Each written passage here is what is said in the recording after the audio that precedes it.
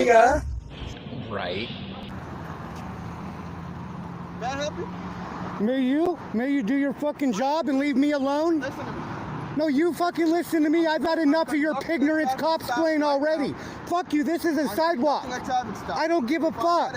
You don't have some unlimited bubble around you. This is a sidewalk, man. Have you lost your fucking mind? I'm on a goddamn sidewalk walking by and this motherfucker thinks that there's a goddamn bubble around him.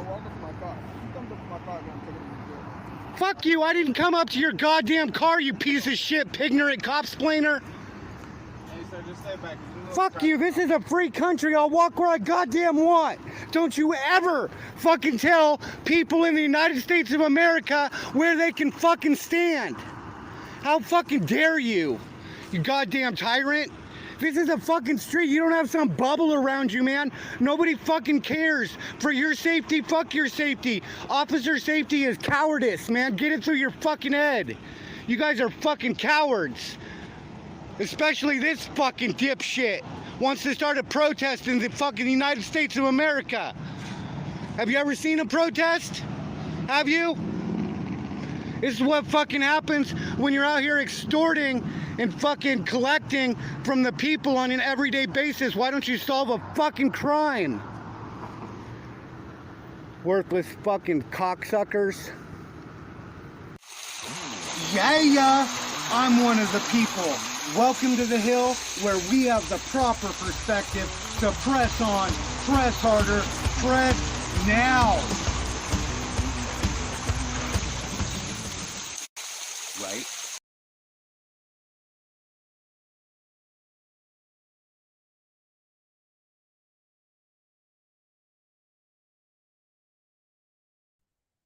Well, hello there, everybody. We are live. Live.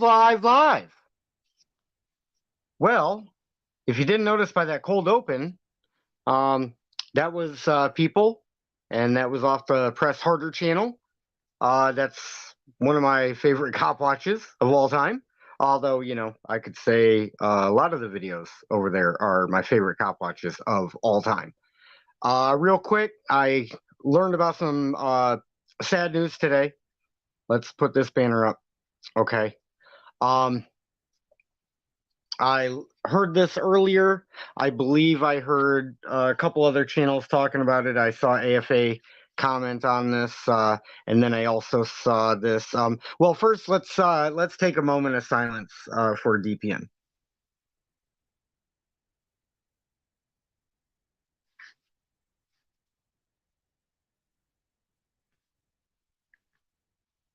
All right, so I'm sure if anybody follows the cop watch, I guess, genre on YouTube, for lack of a better way of putting it, you probably saw the news at some point. A friend of this channel, Joe Cool, that's what he had to say. I just from talking with Joe Cool and hearing him talk about DPN or Joseph Petruzzi, I feel weird saying, you know, Joseph Petruzzi because I didn't know DPN. I've been on a panel with him once, but I didn't really know him. But of course, you know, the condolences go out to his friends and family. His activism definitely made an impact all throughout the world. So his friends and family will definitely miss him. So please say your condolences for DPN. Let's see. And then a couple other updates real fast. We might come back and talk more DPN if we need to in the future. But, you know, he was pretty big in the cop watch game, so there's probably going to be a ton of other folks that are covering him. And like I said, I never knew him, so you know, it's probably it'll probably be more deserving coming from somebody that knew him. We did cover Jay's Surreals. I kind of had a connection with Jay just through his activism and some of the content that I've shared of his. But anyway, we can come back and revisit this if, you know, if we need to. Oh, sorry, didn't mean to pull that one up. I wanted to get an update on this as well. Lafayette County audit arrested yesterday. So we'll just give you a couple things, breaking news. And then this one, Of course, DPN again, freaking media, if you direct your attention to the center there, and then American Amy also commenting on it as well. I also took the screenshot because, as you can see on the very top there, Supreme Court might leave innocent man in prison because of rules. I thought that was pretty interesting. If you guys don't know, that's a thumbnail from Leto Law, or Steve Leto is the channel. And I thought that was, I haven't watched the video, but I just figured, well, that's one hell of a thumbnail right there. Supreme Court might leave innocent man in prison because of rules. It doesn't shock me. How about that? It doesn't shock me because I see people getting arrested. I see activists getting arrested simply for voicing their concern about government. And so it doesn't surprise me at all that the government would leave somebody in jail over rules. Like, that's not surprising whatsoever. I don't have any details on that story, but I thought it was an interesting thumbnail. Let's see. What else did we cover? If you didn't notice by the title of this video, the title of this video is, are we going to become Nazis? That's kind of the direction we're going to take the discussion at some point. Let's see. I'll read through some comments real fast. Yeah, looks like, see, with the cold opens, I always end up behind on chat. Cop Block Hot Springs, yeah, DPN, of course. We got people in the house. Yeah, if you can give that man a proper yeah. That is 4 capital A's, capital H, exclamation point, big smiley face, thumbs up, 100 pow and fire. That's how you give a proper yeah. Cop Block Hot Springs knows what they're doing, right? Let's see. Mikey B, RIP, DPN. Absolutely. Thank you for leaving that comment. Had a good radio voice? Yeah, absolutely. I mean, that was that. Quipping quadranglers. Yes. I laugh at that. That's kind of inside joke. I don't know if anybody else is going to get that, but that's okay, guys. That's okay. We have a lot of inside jokes on this channel. If you are watching this on a restream, thank you for checking it out. If this is your first time here, trust me, the inside jokes will all make sense eventually. You just got to go down a little rabbit hole. Joe Black is here, and Joe Black, you almost had it right. That is almost a proper yeah. But I guess I should read the whole thing if I'm going to do the proper yeah. So capital Y, capital A, capital Y, 4 capital A's, a capital H, exclamation point, big smiley face, thumbs up, 100 pow and fire. So maybe I needed to be more accurate with the way I articulated it. But anyway, let's see. The title of the video and the direction we're going to take this conversation tonight. I went back and I double-checked the record, okay? I double-checked the record for Mr. Carroll. Who is Mr. Carroll, you ask? Mr. Carroll is a resident attorney on this channel. Mr. Carroll is an attorney that likes to be a panel guest up here. And Mr. Carroll, I like having you as a panel guest. Hopefully you feel comfortable enough to come up and talk, because as you've told me numerous times, like, you like to talk about things publicly and on shows because as an attorney, sometimes attorneys feel the need to correct the record, right? Or maybe to offer legal expertise so that folks know what to think about, legal topics, right? So anyways, you're more than welcome to come up. And then I've got some clips from you. Let me give you just a real quick example of what we're talking about. But before I do, this is a message specifically for Mr. Carroll. Well, for everybody out there, but specifically for you, Mr. Carroll, right here. I just don't understand how it gets to the point where things get to terrible places one tiny step at a time. If I encroach on you and I'm sophisticated about it, I'm going to encroach 2 millimeters. I'm going to encroach right to the point where you start to protest. Then I'm going to stop. Then I'm going to wait. Then you're going to calm down. Then I'm going to encroach again right to the point where you protest. Then I'm going to stop. Then I'm going to wait. And I'm just going to do that forever. And before you know it, you're going to be back 3 miles from where you started, and you'll have done it one step at a time. And then you'll go, oh, how'd I get here? And the answer was, well, I pushed you a little farther than you should have gone, and you agreed. And so then I pushed you a little farther than you should have gone again, and you agreed. And if anybody's interested in this sort of process, and this is a horrifying book, if you want to read about how this process works, you can read a book called Ordinary Men by Robert Browning. So there you go. That is a message specifically for Mr. Carroll. That was a clip off the Joe Rogan Experience, and that was Joe Rogan's guest, Professor Jordan Peterson, who is a psychologist, I believe out of the University of Toronto. And Jordan Peterson is also, I would say, a very educated historian as well on top of that.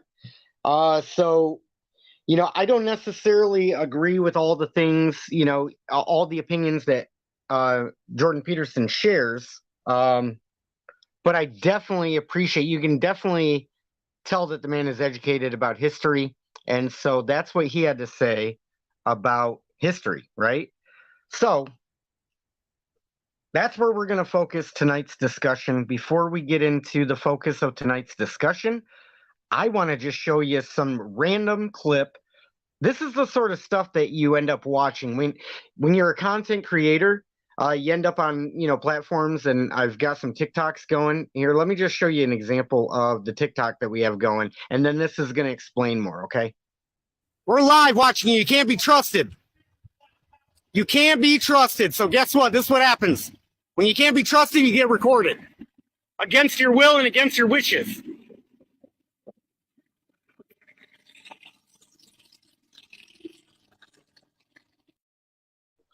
Now that's what's over on TikTok. That was my video that I uploaded onto TikTok. Okay. And then while I'm on TikTok, I also happen to stumble across random videos.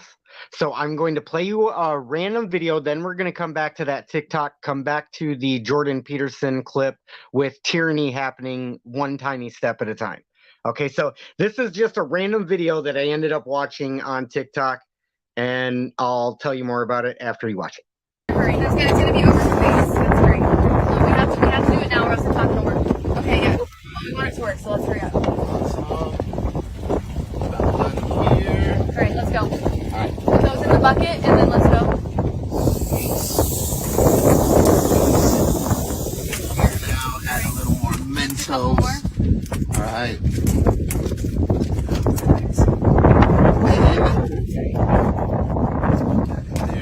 And I'm just pouring this in here. Yep. Yes, on the count of three. On the count of three. Oh, hold on. We got one more bottle. We don't want to waste it. We don't want to waste it. Perfect. And you're putting your head under here. Yeah, fully float. Oh. So get out there. Oh. I'll be okay. Or you can't get out there. So. No, I will be fine. I don't need to say a word. I will be fine. You guys have to get out of the way, though. Oh, we're going to stay closer. Alright. So now I'm going to just add. Yep. We'll add those to the bucket and then pour it. Hurry. Alright. Here. Bring it up here so you can dump it right away. That's what I'm going to do. Get those in there.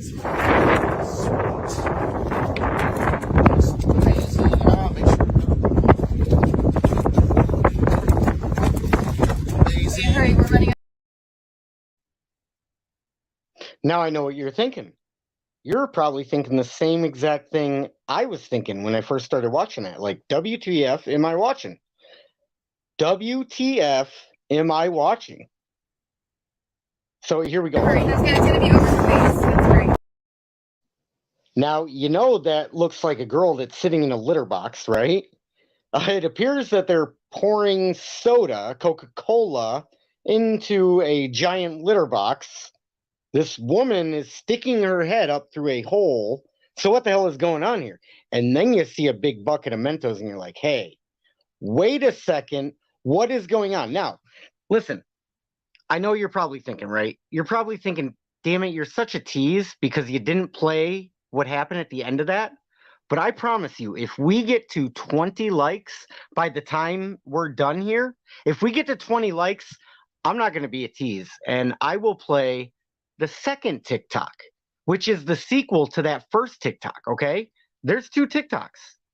And I will play you the next version so you can see what happened, okay? But anyways, that's not the focus of the discussion tonight. The focus of the discussion tonight is tyranny and how to become a Nazi, and then double checking the record. Okay, so I'm glad I thought of this, because as a content creator, when I watch content, I kind of see it a little bit differently now, right? Like, hey, why didn't I think? Usually my first thought, especially if it's good content, is like, geez, why didn't I think of that? Or dang it, how come I couldn't have thought of that, right? But then you watch random stuff like that, you're like, hey, wait a second, what's going on here? So as a content creator, I mean, it's interesting to watch, right? The ideas.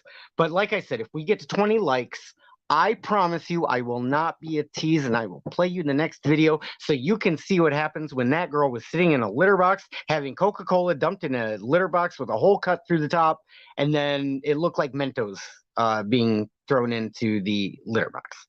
I promise you. Let's read a few comments. Joe Cool, appreciate you being in here. Wish it was, wish we had better news today. But, my condolences go out to DPN's family and his friends, and I know you were pretty close to him. So, of course, just like to offer my condolences. 16 likes, 17 likes? Oh, dang. Well, I'm not a tease anyways, right? Like you usually get the goods. So we're gonna get the goods, but we do have to get to 20 likes. That's all it takes for me to not be a tease tonight, right? But let's see. Hebrew Hammer, thank you for coming in. Let's see. Mikey B, it's been a sad couple weeks. Yeah, well, there's definitely been some sad stories the last few weeks. There's also been some positive stories. I think for folks that come back to watch this show, I think it's because there's some sort of connection on a deeper level. And what I mean by that is there's ups and downs in life. And, so yes, there's been a lot of sad moments, but there's also been quite a few good moments, which, activists, you have rights, cops have duties. He's a moderator on this channel, was arrested. And then, through the help of so many folks out there, he got bailed out, and things are looking up there. So we get good news, we get bad news, and I just try to report what's going on out there. So anyway, back to what we're here to talk about tonight. DPN, disorderly product news. He's a big name in the cop watching or 1A game. If that's a non-trolling comment, which I hope that that's a non-trolling comment. 23 likes, holy crap. Is that true, rights over privileges? I mean, if we got 23, dang, man. All right, I guess I'm just going to have to play this for you now, the next installment on the TikTok video, and then we'll get into our main topic, which is how people become Nazis, right? Connects more, thank you for being in here. Okay, so let's play the next installment. Looks like you guys want to see what happened to that girl that was sitting in the litter box. So this is the next installment on TikTok, and then we'll play it for you so you can see kind of what happens in the second, in the second video. Right, let's get it in. Okay, one, look it up. Right. 1, 2, come on, this is not, can you add one more layer? Yeah.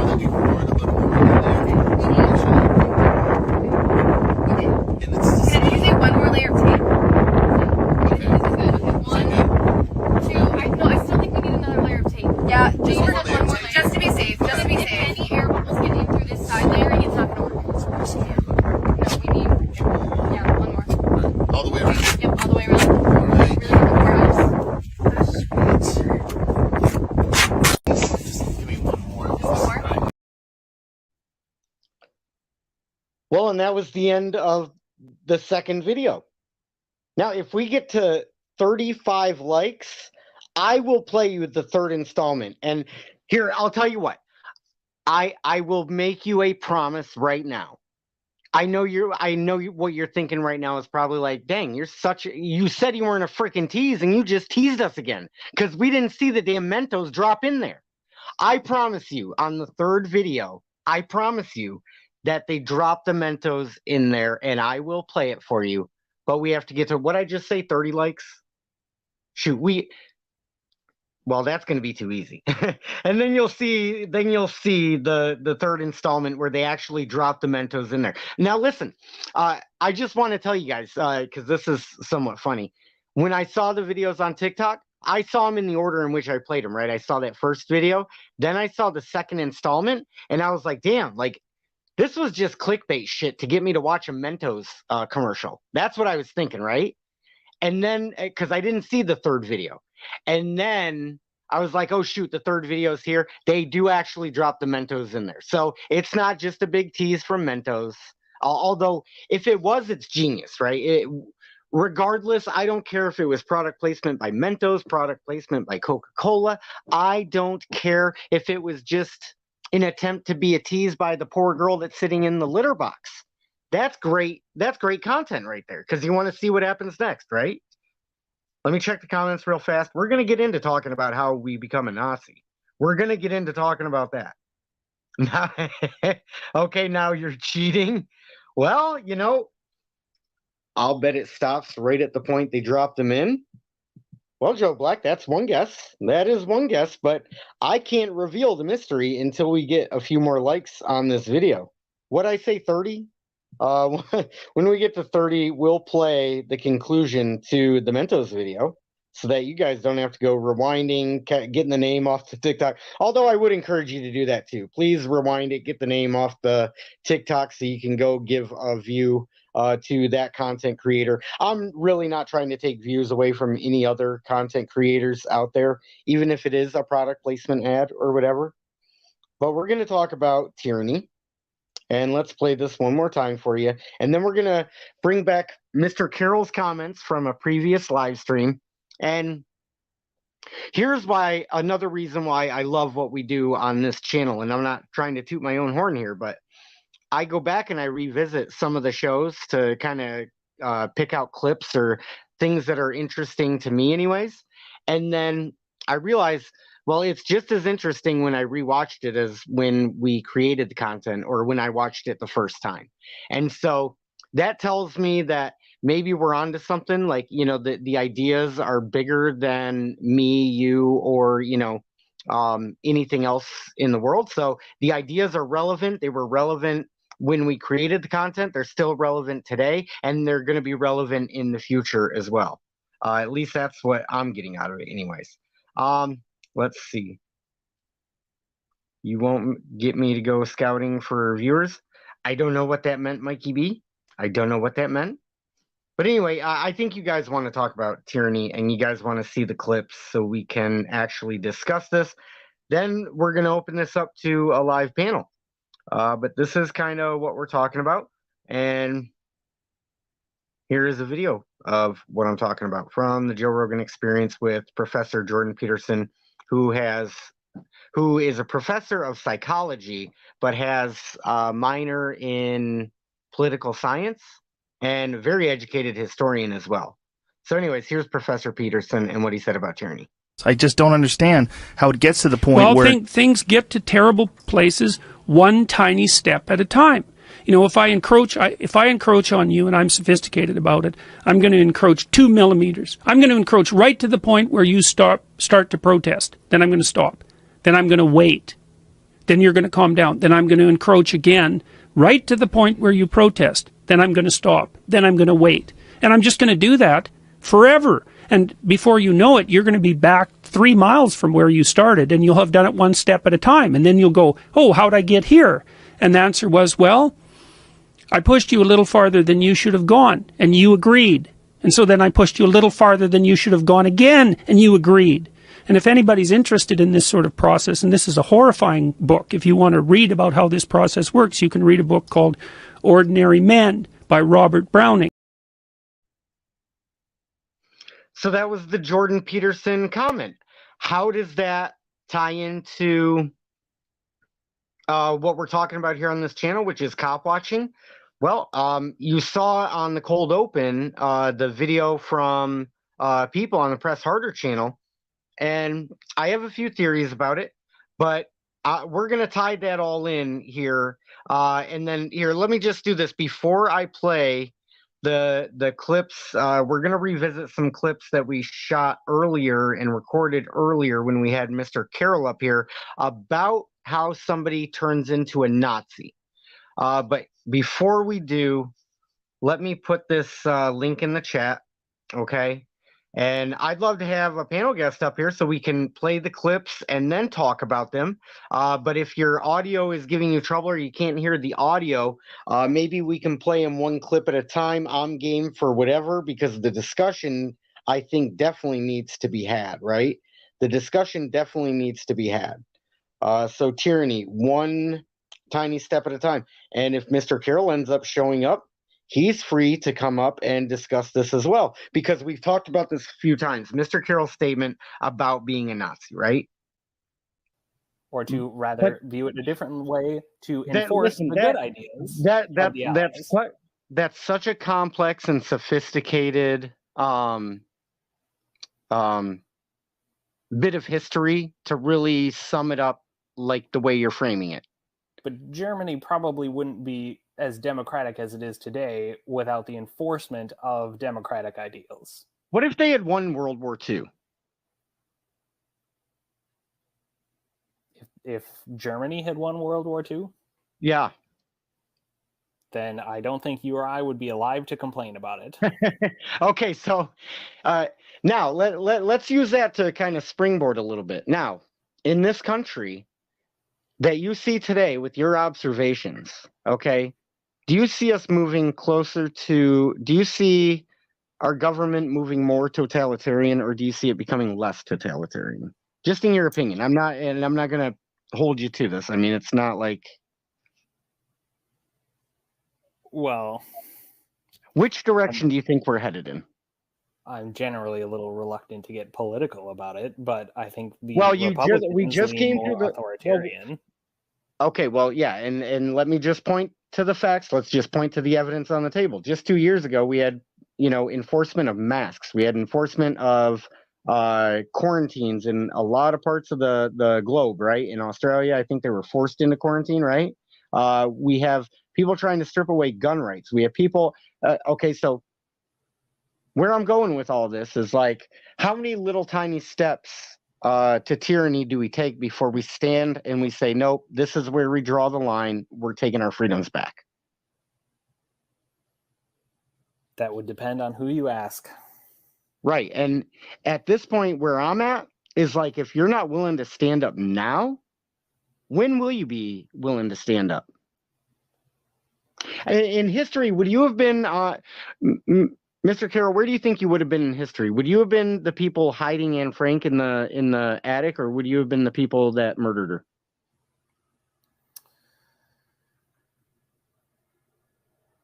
I had a history professor. I'll answer that question, but I just want to preface that by saying I had a history professor who, when confronted with all of the students saying, I can't believe the Nazis did that, I never would have agreed with it, said that statistically speaking, the majority of us probably would have been complicit in what the Nazis were doing as a way to endear support or endear empathy for the Germans who were subjected to the Nazi regime. And so it's entirely possible that I could have been complicit. I'd like to hope that I wouldn't have been, but realistically speaking, I think it's entirely possible that I would have been. Okay, so at least that's I think that's a sincere answer. And I hope to not be so naive that I would say outright, I totally would have stood up to them, because I do think that's naive. Absolutely. I would agree. 100%. Listen. All right. So that was Mr. Carroll, our resident attorney. He's a prosecutor in Ohio.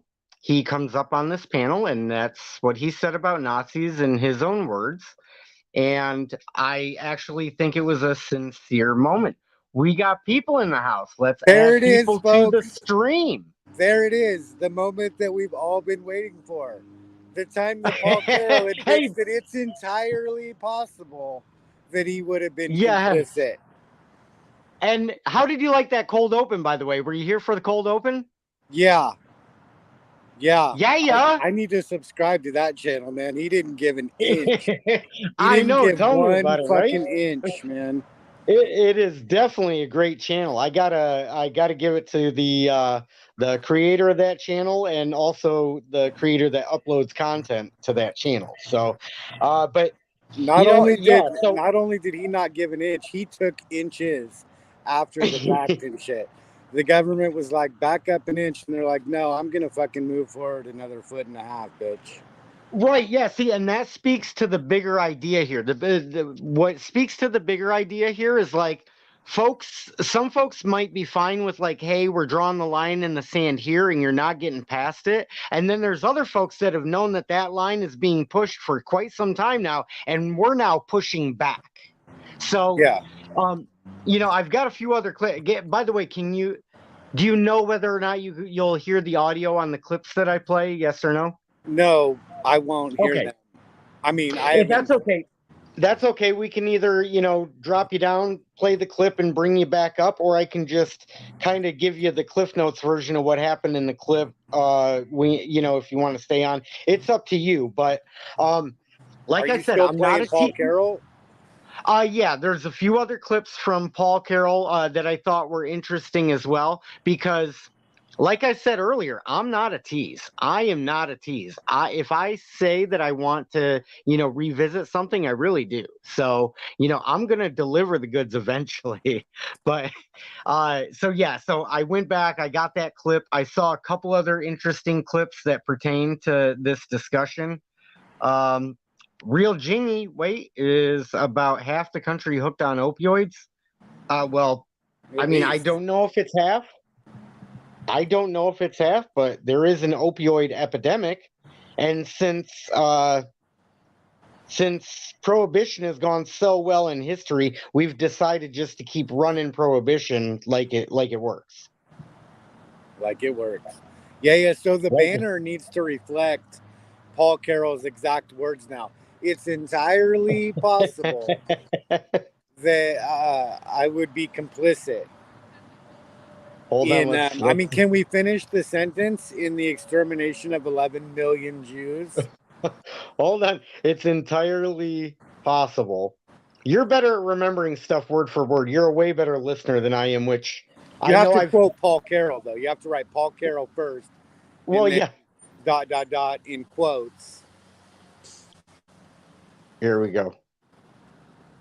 See, I am at the service of the people. You know what I'm saying? It's entirely possible that I would be complicit. Would be complicit. And then end quotes, and then add in the extermination of 11 million. In the extermination. I don't know if we're going to get in trouble on YouTube for saying this, but you know what? Of 11 million, and then just put ... Yeah, that's a little better right there. Okay, there we go. Just to add some context, because that's accurate context. Oh shit! After I just said that, it tells me I have to delete a banner. Hold on, give me just a second. Jeez, we might have to do this all over again. See, technology, damn technology. Hold on. What happened? It's just a technical thing on my end, but it's okay. I can fix this real fast. But I thought maybe I'd have to redo the whole thing, but I don't. I just have to do something else because it only gives me so much space for like banners and not that anybody cares, but it only gives me so much space for banners and things like that. And then, usually the best thing to do is just throw everything in the trash or like, get rid of everything that you already did. But I have a bad habit of holding on to things. So it's so tough. So anyways, if I get rid of stuff, I can bring new stuff in. I haven't gotten rid of as much stuff as I needed to. That's where I was going with that. Yeah, that's perfect how that's written, except it says possibly instead of possible.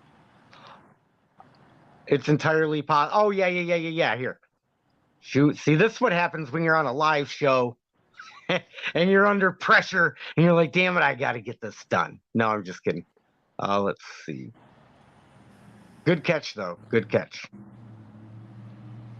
There we go. Now the banner is accurate. I apologize, Mr. Carroll. I apologize. We got the wording, well, I got the wording somewhat incorrect. Yeah. But, of course, he didn't say it was entirely possible that I would have been, hiding Jews in my attic, because that was the question posed to him. Those were the two options. Would you be like Anne Frank? He didn't say that was entirely possible. Oh, yeah. And that's actually a pretty good point as well.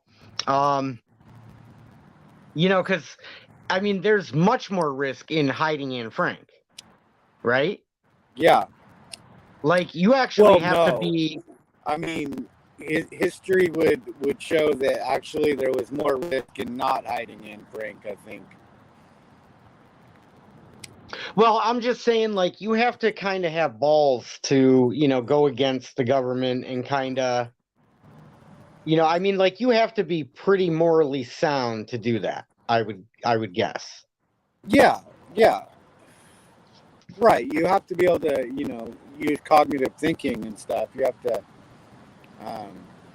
know Mr. Carroll's here. What's right and what's wrong. Oh, yeah. Mr. Carroll is here. Oh. Mr. Carroll, there's a link. The part where you said I would agree 100% with what I said. Oh, my God. Talk about splitting exterminations. Mr. Carroll, you're more than welcome to come up.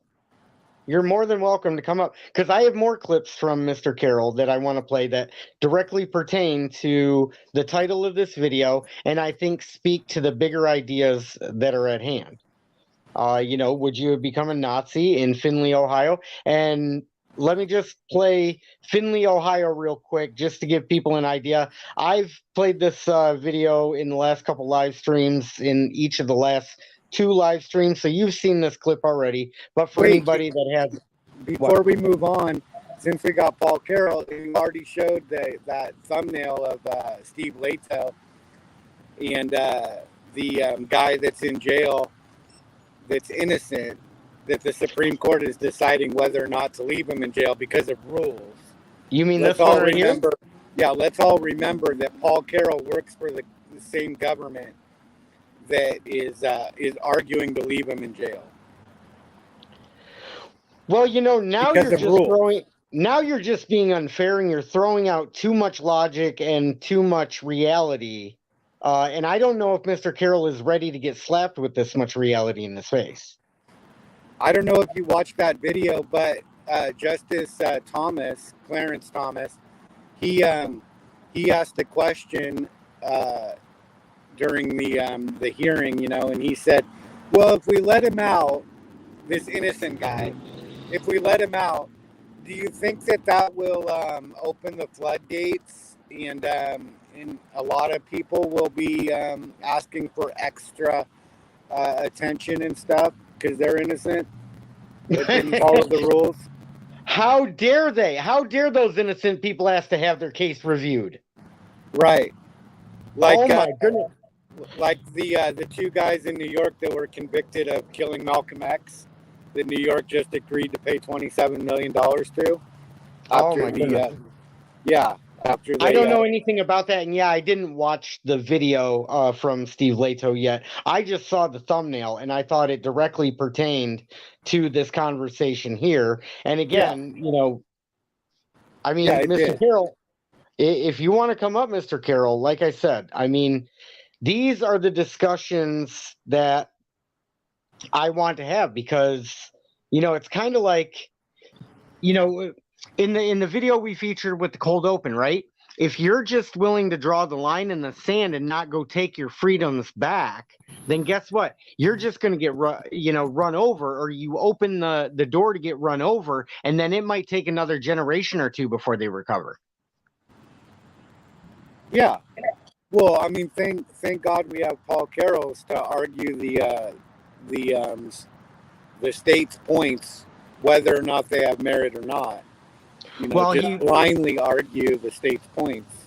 Well, and he probably would have been complicit with Clarence Thomas's position of, well, we can't just go revisiting cases that are questionable because then everybody will want to do it. And then he'd probably also be complicit with the government in recognizing Sandra the orangutan as a person. Yeah, Sandra the orangutan is a person, but not one of the people. Well, yeah, definitely not one of the people. No. Well, let me play this next clip loaded up for Mr. Carroll, or that I had from when Mr. Carroll was a panel guest. And then if you can't hear it, like I said, I'll just give you the Cliff Notes version. But this is kind of going to lead us into more of the discussion that I wanted to have. So I'll play this clip real quick. And well, hold on, I'll get off the panel, but pin that link for the panel so I can get back on. Okay, yeah. Pin it to the top. Oh, you know what? Hold on. Yeah, I'll try. If not, I'll put it right back in the chat. Okay, let me get off. Okay.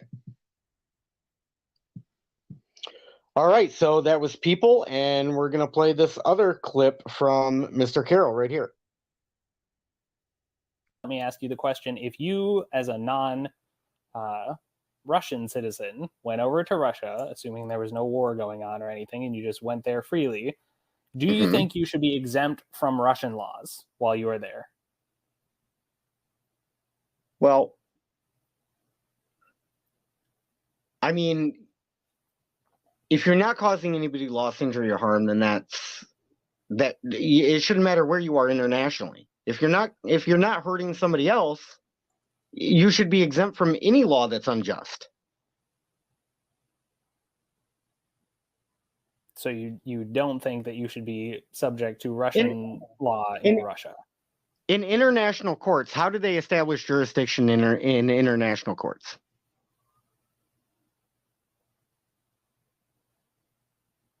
Do you think they care about what laws are written in Russia or what laws are written in the United States in an international court? Do you think they give two flying fucks what's written in a law in Ohio when it comes to an international court? I mean, they probably care to a degree, but the answer is no. The answer is no, sir. The answer is no. They care about the common law. Well, international courts also have no ability to enforce the laws outside of what individual nations try to impose. Okay, so they rely on enforcement. So do we live in a world where might makes right? To a degree, sure. To a degree, but not 100%. See, I'm very careful. I listen to your words, Mr. Carroll. Well, I mean, in the sense that no policy is going to be enacted without the force of a nation behind it. Sure, we live in a might makes right world. If we live in a might makes right world. Isn't that sad? Isn't that so fucking sad? I guess I would agree with you that it's sad that has to be the case, but it has to be the case to avoid that whenever possible. It has to be the case, but we try to do what we can to avoid that whenever possible.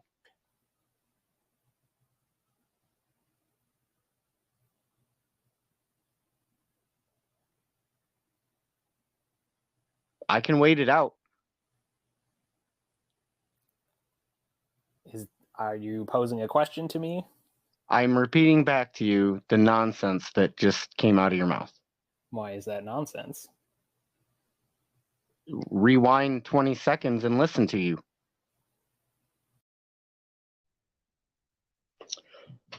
So there you go. That was, the portion of the show that I wanted to come back and revisit. Here, let me see and post this link back in the chat just in case. And let's see.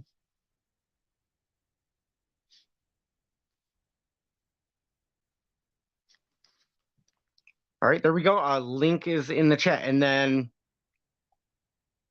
what I really wanted to talk about out of that clip was, the part about might makes right. And just because you have the might to do something doesn't make it right. That's a logical fallacy. Okay.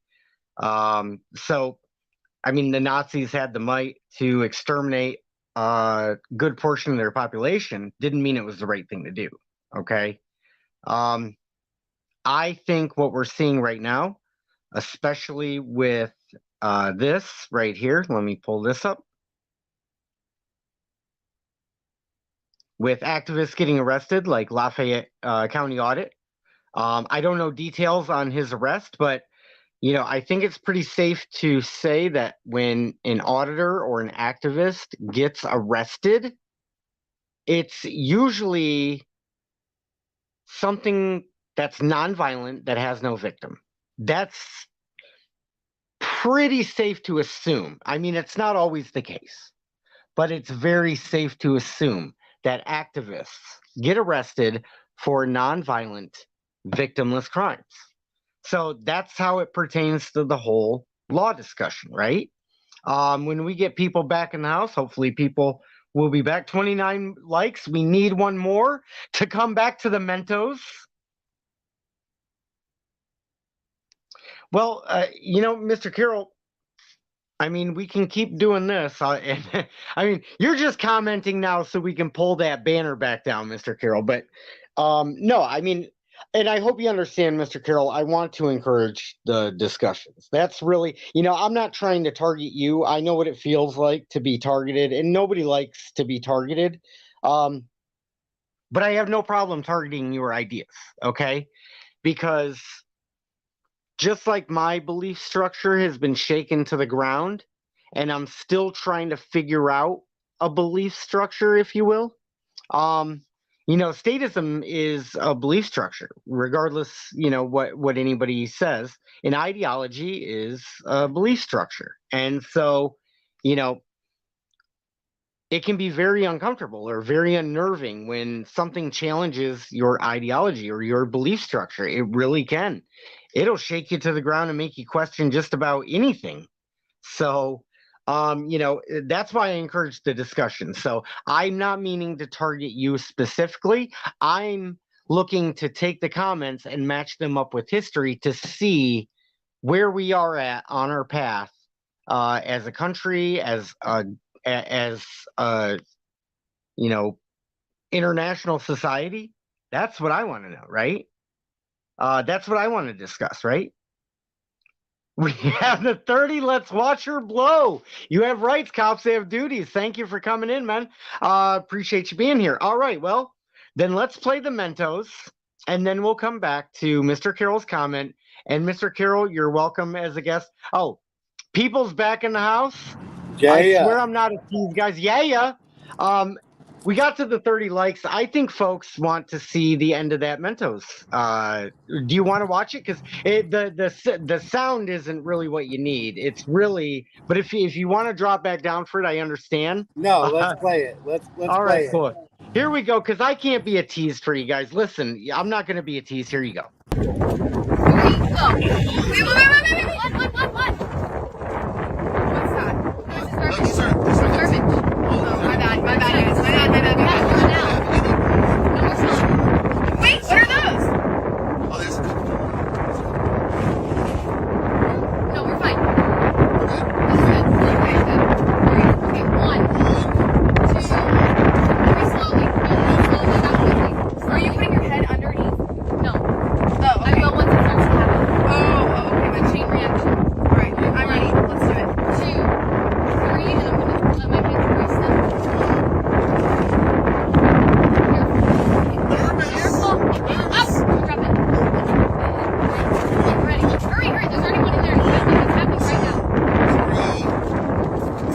There it goes. Okay, slowly. That's perfect. Keep going. I can see it.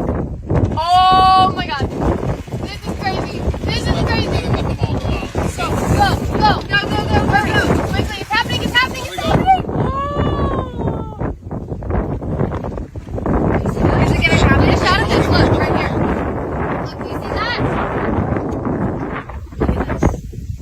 Well, it's like a bubble bath, but for Coca-Cola. This is how you recarbonate your Coke when you're on the lake and it goes flat. Oh, taste it. Is it better? It is so carbonated. It tastes like you just got it at McDonald's. So there you go, folks. Now, I promised you that they actually dropped the Mentos in there. So I delivered on my promise. Now, was that anticlimactic? I mean, that's what I thought. So we're sharing the same brainwaves if you thought that was somewhat anticlimactic. But what'd you think of the Mentos video? I don't know, like, any context to that at all. I've never seen that before, but the chat was saying it's supposed to be done with Diet Coke. It's supposed to be done with Diet Coke? Oh, maybe they had the incorrect Coke. But I guess, you know, as a content creator, the way I look at that is like either that's brilliant marketing on Mentos' part and by Coca-Cola's part, because, you know, they separated it into 3 clips. Obviously, or I think it's safe to assume that, you know, they knew what they were doing with the whole, hey, you got to add more Mentos. Hey, you got to put more pop in there. Hey, you got to make sure it's taped around there. You know, there's just a lot to question on that video, should I say. But yeah, the first thought I had was, what the fuck am I watching? Yeah, that should have been your first thought as you kept watching it. Yeah, as I kept watching it, right? And then I watched the second video and I'm like, seriously, you guys just teased me like that? That is such a tease. And nobody really likes a tease, you know what I mean? Like a tease, just all they do is they piss you off. That's really all a tease does. So, anyways, Denizen X, thank you for coming in, saying hello to Jingy. Let's see, Mr. Carroll. Brilliant way to bring this back. So, anyways, let me just conclude with the Mentos thing. I did what I promised you I would do, which is I wouldn't tease you guys. You saw what happened in there. It's either brilliant product placement or it was, they made a mistake and didn't have the Diet Coke. So, but back to the tyranny discussion, because that's what we're really here for. I would, hold on. I would quip back at Paul Carroll that society doesn't use force to stop them. They use force to become them, right? They're just using them as an excuse so that they can use violence, which is really what they want to do, you know? Well, and I would say that, yes, people use force to stop them. Does it make it right? I don't know. And then I will say, you don't have to counter violence with violence to have the correct answer. You know what I mean? It's kind of like somebody committing a penalty in a game, and then somebody retaliates, and then one side gets penalized, right? It's like, well, both should have been penalized, but only one side got caught, so one side got penalized. But what I would say to this is, there are other ways to affect change, or there's other ways to make an impact. Like, what about the guy who's laying down or standing in front of the tank in China in that one famous video, right? No, nobody needs a trifold. Here, troll account delete laws. Nobody needs the trifold from the troll account delete laws, but that troll account is funny. Here in this channel, trolls get fucked in the butt. And tonight is not my daughter's birthday stream, so at the end of tonight's show, I promise you I will not tease you again, and you get to listen to a troll get fucked in the butt. Yeah, I'm excited. It's always exciting to fuck a troll in the butt, you know what I mean? Especially for the troll. Yeah. Oh, they love it. Oh, yeah, they definitely love it. They definitely love it. So I'm going to play this portion of the Paul Carroll clip again. You've already heard it, so I'm just going to play it. It's the shorter version.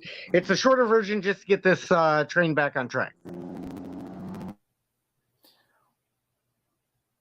I don't think what I said was nonsense. Can you explain to me why you think it is? Mr. Carroll, the word enforcement has force right in the word. You just said that it's sad to live in a might makes right world. Did you not? Sad in the sense that it would be better if everybody could cooperate voluntarily. So that clip was just Mr. Carroll agreeing that it's sad we live in a might makes right world, and saying it would be better if everybody could cooperate, and get along. Yeah, it's really hard to comprehend, but committing violence in order to stop violence doesn't stop violence. It Right? never Yeah. has. Yeah. Absolutely. Absolutely. And I guess so. We'll. I We'll mean, just to Paul have- Carroll's question, it's not going to solve anything. It's definitely not going to fix anything. It's just going to make more peeps violent, right? Like all the guards, now you have to pay all these guards to like do something they hate doing and to, become bad. Well, yeah, and then you can look to the Stanford prison experiment to know how bad things can go when human beings are put in a setting like that in the first place. So then you might have the next thought, which is you might have a thought experiment to start just imagining all the bad things that could happen in a jail. And then you start to just go down that thought experiment, and it doesn't take you long before you realize all the horrible fucked up shit that's ever happened throughout all of human history. Because if you can think it, somebody else has done it. Yeah, and I sent you a clip. Oh, you might have to get up and get it, because it's a sovereign citizen for sure. It's a sovereign citizen. Oh, okay, I'm looking for it now. I have to figure out how we get this from what we're doing onto this. Is it something that I can play? Yeah, it's only like 27 seconds long. I'm just saying, is it for audio or video? It's both. Okay, hold on. Let me check it, and I'll be right back. Do you want to just say hi to folks in the chat? Yeah, sure. Okay. Yeah, I'll take a look at the comments here. We got rights over privileges. Paul Carroll, did someone witness the crime? Question. Or is alleged? Question. I already told you, ... Criminals don't have rights. Right? I'm super! ! Thanks for asking. Says, hi! Oh, Cliff Williams. Yeah, have you guys heard about Lafayette County audits jailed? I did hear about that last night, but I haven't seen the video. I posted a link in the chat last night about that. Paul Carroll, it really sounds like you would have just let Daryl Brooks continue to run people over. Is that actually what you are saying? No, I think people should have gotten out of the way, probably. I'm not saying to just let him keep running people over, right? Get out of the way. That's the way that all of nature works, right? Except humans. No other animal like puts their fellow animals in jail, and they just don't do that. They react in the here and now, and then they move on. They press on, they press harder, they press now. Right? But they definitely don't dwell on it. They have more important things to do. It's complicated, and on the surface it might seem like, oh, you should just let all the criminals go, but what you definitely don't want to do is become a criminal in the process of stopping crime, right? That doesn't make sense for anybody. Why would you want to become a criminal in order to stop crime, right? You know what? We can pick back up on that. I watched the clip. Give me just a few more minutes, and I can actually get it pulled up here, but I got to exit out of the show, and I'll be back. Oh, you're leaving again? Yeah. I actually have to, I was going to see if I could do it from that phone, but nobody really wants to hear publicly me talk about what it takes to do it, but I can do it. Just give me a few more minutes. Yeah, sure. Go ahead. Okay. Do what you do. Yeah. So I'll get back to the comments. Let's see. Rights over privileges. People who commit crimes change capacities from the people. and getting to the person titled criminal. It's very constitutional, and you will learn it. I don't know if he will learn it or not. Ladybug, I'm so stoned. I just tried to light my joint with a Diet Pepsi at Just for Fun. Shh. Damn, Ladybug, says Just for Fun. Paul Carroll. So people who commit crimes don't have constitutional rights. That sounds pretty un-American to me. Actually, Paul Carroll, the accused does have one right, but they shall enjoy it. It's a requirement. The accused shall enjoy the right to a speedy trial. But that's the only right that the accused has. That's why, sometimes it's said that the accused has more rights than me. Persons have been known to say that. Because that's true. Persons just don't have rights constitutionally. They traded them away because they're traitors. They sell out. That's okay. You don't have to have rights. You can have money instead and privilege. Which is definitely a topic I wanted to talk about tonight. But I'll wait for BSBT to get back for that. Ladybug says, as silent auditor, aren't you a chili mod? Shouldn't you know that's not really him? Rights over privileges. Paul Carroll, did someone witness the crime or is alleged? I already told you, criminals don't have rights. Cliff Williams, hey everyone. It really sounds like you would have just let Daryl Brooks continue to run people over. Is that actually what you are saying? I mean, what would Martin Luther King do? What would Jesus do? Right? I don't think that they would have said to hold somebody. I honestly don't think that that's what they would have preached. So I'm back. I didn't hear what was going on the last couple minutes while I was fetching that, but I'm sure you held it down in chat. I have the clip loaded up. Just let me know when you want to go ahead and play it. Let's let it rip and shit. Let's see a real sovereign citizen right here. All right, a real sovereign citizen coming right up. All right, here we go. Wide Earp, huh? Heard of you. Listen now, Mr. Kansas law dog. Law don't go around here. Savvy?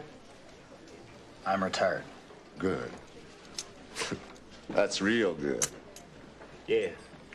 Yeah, that's real good, law dog, because law just don't go around here. Yeah, I heard you the first time. Winner to the king, $500.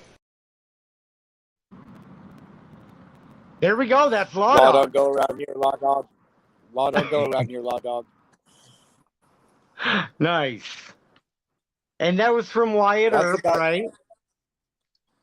That was Ike Clanton that was saying that to Wyatt Earp. Wyatt Earp is the guy with the mustache sitting down. Yeah. From Iceman's less famous role. No. Doc Holliday was played by Val Kilmer, not Wyatt Earp. Wyatt Earp was Kevin Costner, I think that is. Oh, gotcha. Yeah. Who is that? I'm not sure. I might be wrong, but Doc Holliday was played by Val Kilmer, but Wyatt Earp is the one who said Ike Clanton, who was a member of the Cowboys, which was a gang of sovereign citizens, and he said, "Law don't go around here, law dog." Law don't go around here, law dog. Right. You've heard of the OK Corral, right? The shootout at the OK Corral? I have heard of that, yes. Well, that was them. That was the Cowboys versus the Earps in Doc Holliday. Well, and that's kind of, that's how disputes were handled back in the day with shootouts. Yeah, well, it was about the Second Amendment. Because Virgil Earp, the brother of Wyatt Earp, was he was the marshal, I think. There was a sheriff deputy named Moynihan, but he was like useless. He was in the pocket of the cowboys and shit. But Virgil enacted the, we're not saying you can't carry your guns, you just can't carry your guns in town. And so they wanted to disarm everybody when they came into town, and the cowboys weren't having it because law don't go around here, law dog. And it seems like it was two gangs duking it out. Well, essentially it was. I mean, there was the Earps, right, which there were 3 of them in Doc Holliday. But Doc Holliday was like pretty criminal himself. Oh, it's loud in here. I'll go back outside. Yeah, and that reminds me. I'll just let the audience know I've seen a bunch of videos propagating on a new channel, and I'm not going to give any spoilers or anything like that. But I got to say, I'm impressed with seeing some of the videos that are propagating. I'm excited about the possibility of seeing these videos at some point in time from this new channel. Yeah, beware. Well, you know how I do it. I get a big pile first. Yeah. Well, let's come into. If you would send me a link of whatever website you're using to download videos, I mean, there's a lot more videos that are on the Press Harder channel that are conversations, but I'd have to switch them over to Press Now. And in order to do that, I have to download them and then re-upload them. Yeah, and the thing with I'm having some technological barriers as well standing in my way. So, but that's definitely good information to know, so I can see if there's a solution that I can work on my end. What do you mean? You just downloaded that clip from Tombstone? I did it. I do it on my phone. That's what I'm talking about. You downloaded it from your phone. Yeah. Okay, so from the YouTubes, whatever website you used, send me that link. Okay, I understand, but and I'll talk to you more with a private message on exactly what the barrier is, because it's a little more difficult than that. Because in order for me to upload something from a phone, I mean, it takes forever to do it to YouTube. If I'm on a phone, like if it's longer than 10 minutes, it'll take me almost all day, and I don't know why. But I'll send you the link to the downloader that I use. Yeah. Okay. Yeah. What's up with this comment? I don't know. I know Irish Demon did a video about you have rights, cops have duties. Are you giving all those people their donations back when you get your bail money back? Oh, shoot. I would say, I mean, that's his choice. He's probably not going to get his bail money back unless he paid the entire amount. And I thought it was $11,000. Yeah, and then if not, what do you care what somebody else does with money, Ladybug? Yeah, I don't think he'll be getting that money back. Yeah, I mean, the bail bondsman. Yeah, and Ladybug, I mean, if you like commenting in here, then you may want to just be careful, because trolls get effed in the butt. But I don't really like the trolls because they try to ruin the channel, and there's a certain K guy, Kevin, who's claiming victory because he's killed my YouTube channel. He's trying to claim victory for killing a YouTube channel, which is this channel here. And then, so what he did is he tried to sabotage my TikTok as well. And it didn't work because nobody on TikTok cares who the content creator is, right? But here it's kind of more personal and everything. And I realize, like, I lose a lot of the crowd when I talk about touchy subjects like parental alienation. I lose a lot of the crowd. Nobody wants to sit here and listen to me, if it sounds like I'm whining about my children. Nobody wants to listen to that. I understand that. But I'm just saying, it's kind of refreshing because he thinks he killed this channel. But it's like he tried to do the same thing on TikTok and nobody gave a fuck. Nobody gave a fuck. Right. I mean, he just wasted his own time. Exactly. So, but the funny thing is, like, he thinks like I care if like he kills this channel. Like, I care about the clicks and the views here. I mean, sure, it'd be nice to be able to generate a little bit of money, but at the same time, like, I don't monetize my streams. Like, I don't monetize a good majority of my videos. Like, I'm not making court videos so I can be popular. You know what I mean? Like, that's not what you do to get content or to get money off of the internet is upload court dates. Right. Right. And more to the bail thing, I think you would only get your bail back if you were found innocent. I think a state, if they bring charges against you and they end up dismissing the charges for whatever reason, they should have to reimburse you for all of the time and all of the effort that went into you going there. Yeah, I think so.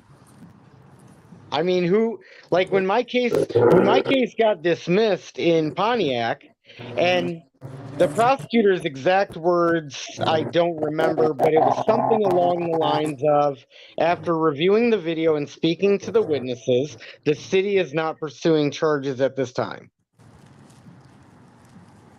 And it's like, okay, well, it didn't stop them from charging me. And just like a credit card, if you charge a credit card, right, somebody has to pay that bill. Yeah. I didn't get reimbursed for the 3 court dates that I showed up for. I didn't get reimbursed for all the videos I made showing what happened versus what the dirty little piggy tried to say in his report. And then another thought that I had when I listened to the prosecutor saying, after reviewing the video and speaking to the witnesses, it's like, well, wouldn't you have done that before you brought the charges? No, hell no. Right. Too easy. Right. It's really hard to exterminate 11 million Jews if you talk to the witnesses first. Right, yeah. It's like, let's make the mistake and then go, whoopsie, no mistake was made. Sorry, Nuremberg? No, Nuremberg. We don't need a Nuremberg here. We were just doing our job. Yeah, absolutely. just following the law as it's written, you know? And then Ladybug, I don't know what you're doing in here, Ladybug, but you say you're not a troll, and that's the first sign of a troll, is to say you're not a troll. She's a troll. She's definitely a troll. Well, you have rights, cops have duties. Just feel free to get rid of her if you want to. Just get rid of Ladybug if you want to. Cops have duties. I wouldn't put up with too much of her shit.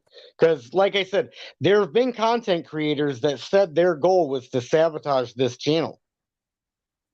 So that may be... Yeah, absolutely. Yeah, that may be one of the trolls sent to sabotage this channel. So I don't mind if you just get rid of people, because I can always bring them back.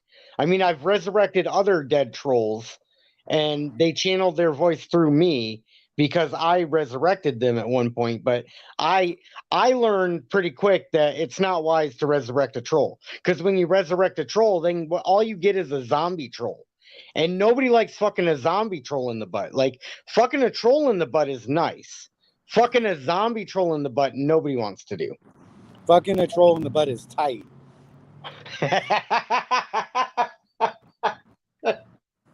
Fucking a troll in the butt is tight. Yeah. That's my story, and I'm sticking to it. But to stick with the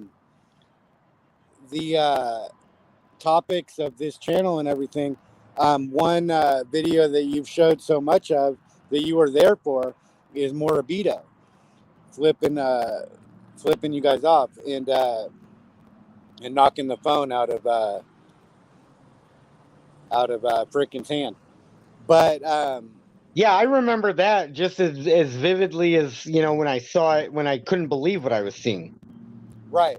But okay, so many on this channel, trolls aside, would probably think that a police officer flipping you guys off should be a fireable offense. Right? Oh, I would agree. Okay.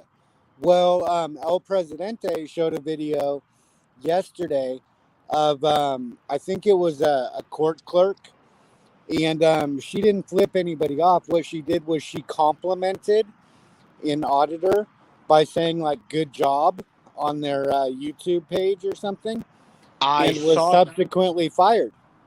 I saw that. Let me go fetch that real quick, and I'll bring it right back. Do you want to address? Bob brought up a great comment right here. This is Bob Mom's Wholesome Videos. Do you want to address this real quick? I'll go fetch that, and I'll be right back. Okay, Amendment 5 of the Constitution. Due process is replaced by the process is the punishment. Yeah, that's exactly what it is. It's a due processor. And when you get thrown in the due processor, it's not fun. You're going to get cut up all sorts of ways and stuff.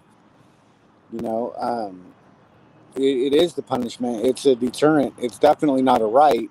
It's a privilege, but actually it's more of a punishment for everybody except for the ones that are making that due processor go. But I mean, it's really a punishment for them too, because they have to become like criminal in nature in order to operate it. You know, you have to become like the Paul Carrolls, right? Who, you know, might sound benign on YouTube chats, but he's part of the processor. You know, he will not hesitate a second to send somebody innocent to jail if that's what the state wants him to do. If that's what his boss wants him to do, he won't look any further. Hell no. Well, yeah, and I'll just add on to that too is you know, if you get arrested, let's say like when I got arrested for you know, a drug charge, when I helped somebody go get drugs, and then I wouldn't snitch on them, so I was seen as the enemy of the cop for not snitching on them. And then what happened to me is like while I was waiting for my court date, when I was still presumed innocent, right? I was presumed innocent, but they have this thing called pretrial services, and then you go and you start drug testing immediately. Like immediately, like right away, like the next day you're ordered to go there and you're ordered to go drug test. So are you really innocent until proven guilty? Because it seems like you're treated as if you're guilty, and then you go in there and you prove yourself innocent. Yeah. That's what you have to do. Prove yourself innocent. So this was the San Joaquin post that you had brought up. And I thought, well, he posted the video, but I'm glad you just got this, the community post. Okay. That simplifies it, yeah. But basically, from my perspective, what I see is another whining, crying public servant that thinks that they have free speech. And they don't. Okay? They just fucking don't. If you can be fired for flipping someone off, then you can be fired for saying good job too. Okay? Like all the trolls, they would be standing up saying, we don't want a police officer to be fired for flipping off an auditor. Right? Oh yeah, absolutely. They would right? They would be defending that cop like 100%. Right. And for the same respect, El Presidente stood up and he said, we don't want this clerk to get fired for saying good job. But me, I'm like, fucking A, fire that bitch. She's probably worthless. And she opened up her fucking mouth. She should have kept it shut. Do not respect the First Amendment or do not disrespect the First Amendment. Just do your fucking job. I don't want to hear a good job, and I don't want to get flipped off either, right? That's how it is in the government. You have no rights. You have privileges. Your boss is the government. They can fire you for saying the wrong thing, whether you're at work or not, because she wasn't at work. She wasn't at work when she did it? Oh, that makes the story even crazier. It's not that crazy. You can, I mean, any business can fire you for making them look bad. Oh, yeah, I guess. I mean, but I was thinking that she was doing it like while she was there and like somebody saw her or something. No, she wrote a comment on, I believe, the YouTube video that said, "Good job." Oh my goodness! And then I'm now I have to assume, and I think it's safe to assume, she didn't go and show somebody at her work that she wrote "good job." Somebody she worked with probably saw the comment, then had to tell somebody else, "Hey, look at what so and so just said." Yeah, it probably made her other employees look bad because they had taken a stance, and then she went against it. Right? You can't do that. Yeah, Right? yeah. If you I work mean, for the government, you need to back up the government. yeah, 100%. Yeah, and I 100%. get. Yeah, and I understand the perspective that you just laid out. What is equally disturbing to me, or I guess not disturbing, you just you know, your point wasn't disturbing at all, but the disturbing part to me is that you would work with you have a colleague or a coworker, and you look at something, a comment on YouTube, instead of going, well, hey, you're free to have your opinion, they go and tattle on you to somebody else to get you in trouble. Yeah, because you're not free to have your opinion, and don't think that you are. You I have love privileges, not rights. And she's like this lady that got fired. I mean, I use the word lady loosely, right? right. Because she It's was a definitely government not tight, employee. right? Yeah, she was a government employee, right? So she's off to a bad start already, right? Somebody I definitely wouldn't be defending. And I, for one, am willing to have a government employee get fired for any reason. Okay, any way you can get a government employee fired is good in my book, right? Get rid of them faster than they can hire more. Oh yeah, I mean, absolutely. Start making something for a living instead of taking stuff for a living. Yeah, but get out of I the mean, like, government, no? yeah, I mean, like, offer a service. You know what I mean? Like, offer a service. Like, if you're a troll and you offer your butt for service, like, you know, it's not the best way to make a living, but at least you're making, or you're providing a service. So Yeah, provide a service. You know, build a house, stain a deck, like, do something productive. sure, something like that, you know. But Or I'm just create saying that, beautiful like, content. yeah, I'm just saying that, like, okay, it's just as offensive to us when a cop flips us off as it would be to the trolls when she says "good job." Yeah, exactly. Right? So you need to shut your fucking pie hole if you work in the government. Like, what part of do not respect and do not disrespect don't you understand? It's pretty simple, you know. I mean, it's not enough that, you know, somebody that works in the government figures they have to give no customer service, they have to have no customer service skills, but then you think you have the right to open your mouth at the same time. Right, like Paul Carroll thinks he has rights over here running his mouth. You know, all the shit that he said could get him fired, okay, if taken wrong by his boss. Right? It's within their power to fire him for making them look bad, being over here on BSBT's live stream and shit all the time.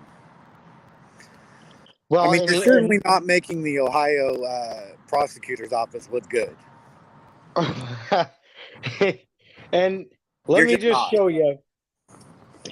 Let me just show you one more time what could be wrong with Mr. Carroll. Here's Mr. Carroll's TikTok that explains what could be wrong with Mr. Carroll. Here we go.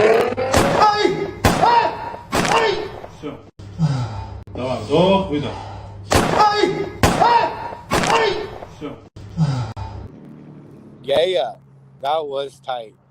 Yeah, that's how you crack your back in Ohio. Of course, you know, when I saw it, I had that thought as well when I initially saw it, and then I was like, what the hell is this? But that explains everything we need to know about Ohio, like, because that is a factual video right there. Yeah. I mean, can you imagine a defense attorney bringing these live streams up and being like, so Mr. Carroll,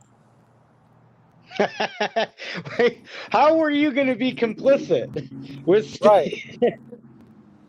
Right. Do you mind explaining this, you know? I mean, it's just like, to think that you have free speech is absurd. You traded it away for money. You sold out your rights in exchange for privileges and duties. And Bob, how come will you please reveal your true identity, Bob? Please. What? So, as a top secret agent in the CIA, are they going to fire me for supporting Broken? I mean, being a secret, super secret, or a top secret agent in the CIA, the number one thing you would do if you were a top secret agent in the CIA is reveal on a public broadcast that you're a super secret, top secret agent. So that's exactly what they would do. If you were a top secret agent in the CIA on this live stream, then you would have been sent here by the CIA. Exactly. To sow discord. And so, no, they wouldn't fire you. And Jim Busby brings up an interesting comment right here. You want to address this one? Wait, Buzz is Jim Busby?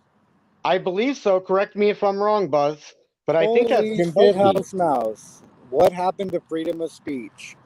You don't have freedom of speech when you work for the government. That's absurd. Yeah, exactly. You want privileges and freedom of speech? Like, get the hell out of here. Like, enjoy your privileges. Just enjoy your privileges and don't go thinking that your rights are more important. Right. I mean, nobody has freedom of speech if they're selling their services for money. But, like, if you work for 7-Eleven, the government can't fire you because you say something that they don't like, but 7-Eleven can. But if you work for the government can fire you. So the First Amendment is only protecting you from the government. But if you agree to work for the government, then you trade away those protections. I mean, they can tell you to go sit in a fucking room for 12 hours and shit and look at the wall. Well, yeah, and if you're a fighter, then there's a good chance you stay sleeping in your, bed at the firehouse for 3 days in a row. Not exactly. Well, yeah, not exactly. Somebody's got to clean all those hose. That is true. And they are very organized usually at a firehouse. Oh, yeah. I have a lot of respect for firefighters, but... Hose on the bottom, firefighters on the top. Right? Yeah, very organized. Ask Mr. Porter about freedom of speech. Dude's effing beast. I love the content from Mr. Porter. I don't know if people knows Mr. Porter who we're talking about. Yeah, okay. He carries signs. He's funny. Yeah. And I don't know if it was him or not that did the coming sign. Like, I love coming. Maybe. I love coming, Georgia. Yeah, I don't know who did that, but that was just a brilliant act of, I guess, I wouldn't call it protest, but just kind of an experiment for crazy Karens who like to call cops for basically nothing illegal. Yeah, I like the one where he went to the Back the Blue parade and he had the sign that said deep throat the whole boot or something. Oh, yeah. I didn't see that one. I thought it was somebody else, but you might be right. Yeah, that was him. Was it? Okay. It turned into a big brouhaha, for sure. Hold on, I got to get a refill. Yeah, we're good. Yes, it was him. Frankie MMA says. Yeah, no, he has a lot of great content. I love and enjoy anybody that actively expresses their freedom of speech in a way that's provocative. I tend to align with them initially, and I tend to really like them a lot, unless I find out something about them that that changes my mind later on. But I'll still agree with the message that they had initially. But just that's somebody that I usually those are my peeps.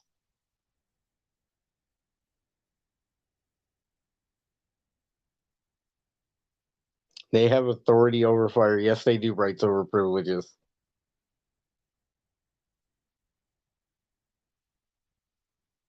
Well, this is a comment that I'm going to leave up here once people gets back, because I think this one definitely, yeah, Michael Picard. Yeah, that's who else I was thinking about, right? Peeps is already shaking his head, so we'll revisit that comment when people can comment on this. But let's see. You were confusing Mr. Porter. Her is the guy that puts the signs on the Beltway. The two folks that I really enjoy watching, Mr. Porter and then Michael Picard. I really enjoy. Both of them know how to kind of troll on a professional level or an expert level. But here, let's see. I think this struck a chord with you. Oh yeah. I mean, it's just some peeps just want to argue and stuff. You can't be free if you're not free. If you're charging for your services, you're not free. You come at a price. You come at a cost. And that cost is your rights. And you volunteer to give them up. You shut your mouth because you want money. You want privilege. You want power. You want prestige. It's not bad. It's just reality.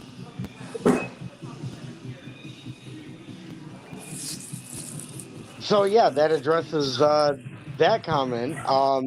And that's something I still struggle with too. Is like, well, I would consider myself a free speech advocate. I don't know if that's entirely, accurate. That's about the best way I could sum it up for my TikTok profile.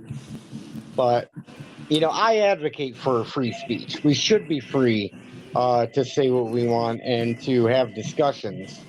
That's my opinion. I advocate to shut down all free speech and grow the government to its largest sizes ever.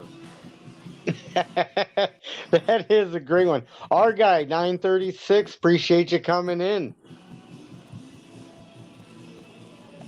And I'm just reading. If we could just have more government overreach, I think we'd all be happy. Right? Then we'd then we'd have the greatest government of all time, not just a great government. Yeah. The greatest government of all time. The greatest government of all time. Our guy is saying hello to you. Yeah, our guy 936. Word. And then Mikey B, hashtag free Eric Brandt then. Well, I mean, I think he should be let out, but yeah, I think rumors that he might be getting out sooner than peeps think. Yeah, well, you know what, and that's another good point is that. So when the government says something, it doesn't mean that it's actually true, right? Like when they sentence you to 12 years, when they let you out before the 12 years, it's kind of like, well, you said that the jail sentence is 12 years, but now it's not going to be 12 years. So, does the government lie? I'm not saying that's a bad thing. I'm saying, yes, I would like him to get out of jail early, but I guess I'll take the heat right here so that we don't say something that might influence somebody to keep Eric Brandt in jail longer because he deserves to get out. But I'll give my example, right? When the judge ordered me to 10 days in jail, but then let me out the very next day, it's like, now I can't believe a fucking word you say, Judge. Right. The judge was a fucking liar and shit. Right, you little bitch. Yeah, you little bitch of a judge. Like, you let me out. What you said was not true. It was false. So just like when he tried to put in his what that judge tried to put in his little order for me is that nobody can record even from a sidewalk or a parking lot. Huh. Yeah. I figured that would garner a lot more interest in, like, the 1A activist community. I thought everybody would want to jump on that and shove their cameras down that judge's throat just to show that judge that judge is not all powerful. It's hard to figure out what the court of public opinion is going to jump on. Isn't it? Yeah. I think I did a poor job articulating it. You know what I mean? Like, I probably did a poor job articulating it. Most people just probably saw it as words on paper and didn't really read it. But it's like what that judge was saying is that nobody was allowed to go record his courthouse or what he considers his courthouse from a public sidewalk. Yeah, well, I didn't realize that is what happened in your case. Oh yeah, I can pull up pictures of the paperwork too to show you. That's pretty much exactly what he said. Nobody is allowed to bring a camera into the parking lot of the courthouse. Wow. Yeah. See, I didn't know that little detail because, I mean, fairly recently, a situation just like that did blow up. Yeah. I was surprised that he was even dumb enough to put that in writing. Right. Like, I mean, that is just such a major mistake from a guy who should know better. It's almost like he thought he had free speech or something. Well, and then the amazing thing is, like he probably didn't have time to consult Daddy, who's probably a more skilled attorney than him. The judge was an attorney. His dad was a more prominent attorney than him. So he wasn't as good of a dad. So what did he do? He ran for judge so that he could get up and then render opinions about law. And so he probably didn't have the chance to ask his dad what he should have done when he wrote the order. But when he wrote the order in a way that was so clearly unconstitutional, it should have been glaringly obvious to anybody. Yeah, should have been. And we have Mr. Carroll is back. Oh, he's still hiding out in the chat, though? What's he saying? Well, Trust, didn't Eric Brandt wish death upon people? I thought you didn't like that. I don't like that, and I've said that before. I've clarified the record that Eric Brandt did not go to jail for free speech. He went to jail for threatening the life of judges, not simply wishing it, but actually saying that they were going to kill judges and police officers. Right. But what else I've said is that I didn't find it credible. Right. And I don't believe that he meant that. Yeah, just like, and I didn't mean to say that I wanted Jennifer Klein to, have the coronavirus get the best of her. I didn't. When I said, let's go Rona, and I'm being sincere here. I'm not trolling or being the least bit sarcastic when I say this, is that when I said that, it was simply to prove a point that in their chat, like, you can have somebody like my sister and my brother-in-law say they wish death upon me, but as soon as I say they wish death upon me, they know me and they're close to me, and there was no issue with that.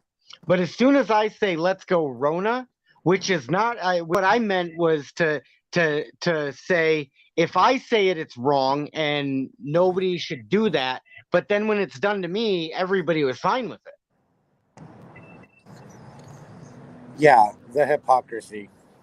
Yeah, exactly. I was just trying to point out the hypocrisy in it. So, Mr. Carroll, let's pull this comment back up real quick. Well, the what Eric Brandt did was irreprehensible. It was really terrible. Yeah, and it really was. I mean, it really was. Yeah, and I'm not speaking exactly to Eric Brandt's specific case, but I'll just say in general, to be an activist or to promote free speech, oftentimes you have to push the envelope a little bit. So it doesn't surprise me if you see activists or folks that are really, I guess, trying to promote free speech. It doesn't surprise me the least bit to see them say things that are provocative and borderline, questionable. And I think that's where we have to have the discussion on, the responsibility that comes along with the right that you want. I just think that his punishment was way too high. 12 years in prison for somebody that's actually never committed an act of violence. It was it was very scary at the time. But as time went by, right, and you find out, okay, well, it's really not that credible. It's not really going to happen. It was never going to happen. There just seems like other punishments, like maybe stay off the YouTubes, like, you know what I'm saying? Right. Yeah, so then I would ask the question is, are they doing it just out of like a revenge type factor of, hey, you speak out against the government, we're just, we're not going to revisit this or think that the punishment was too harsh because we want to try to send a message to other activists? Or what do you think is like? Yeah, and plus I think that you need to put it in some context. He was arrested and falsely persecuted over 100 times for just free speech and holding a sign. Yeah. So it was like this time it was like, okay, now the court of public opinion is going to be questionable enough to where we can get away with doing this now. Right. I don't condone violence or threats of violence at any time. But I also recognize how society is. And, when you, just like Paul Carroll's question earlier about arresting Darrell Brooks, well, I believe that arresting Darrell Brooks does no good, right? It actually creates more violence than it's stopping. But society doesn't agree with that. And I realize that society is there, right? And there is such a thing as overwhelming public opinion, right? And, just the laws of nature, like how a typical animal is going to react, right? When you push somebody or any animal into a corner like they did with Eric Grant, it's not unreasonable for them to want to inflict bodily harm upon them. That's not very far-fetched. After being arrested 100 times for false charges, beating the charges, winning lawsuits, and still having the government not quit, continue to do it, and have to pay no retribution for doing it in the first place, right? It's just not unreasonable in society, it even begs the question. It kind of makes Eric Grant look even more reasonable that he didn't go killdozer on this.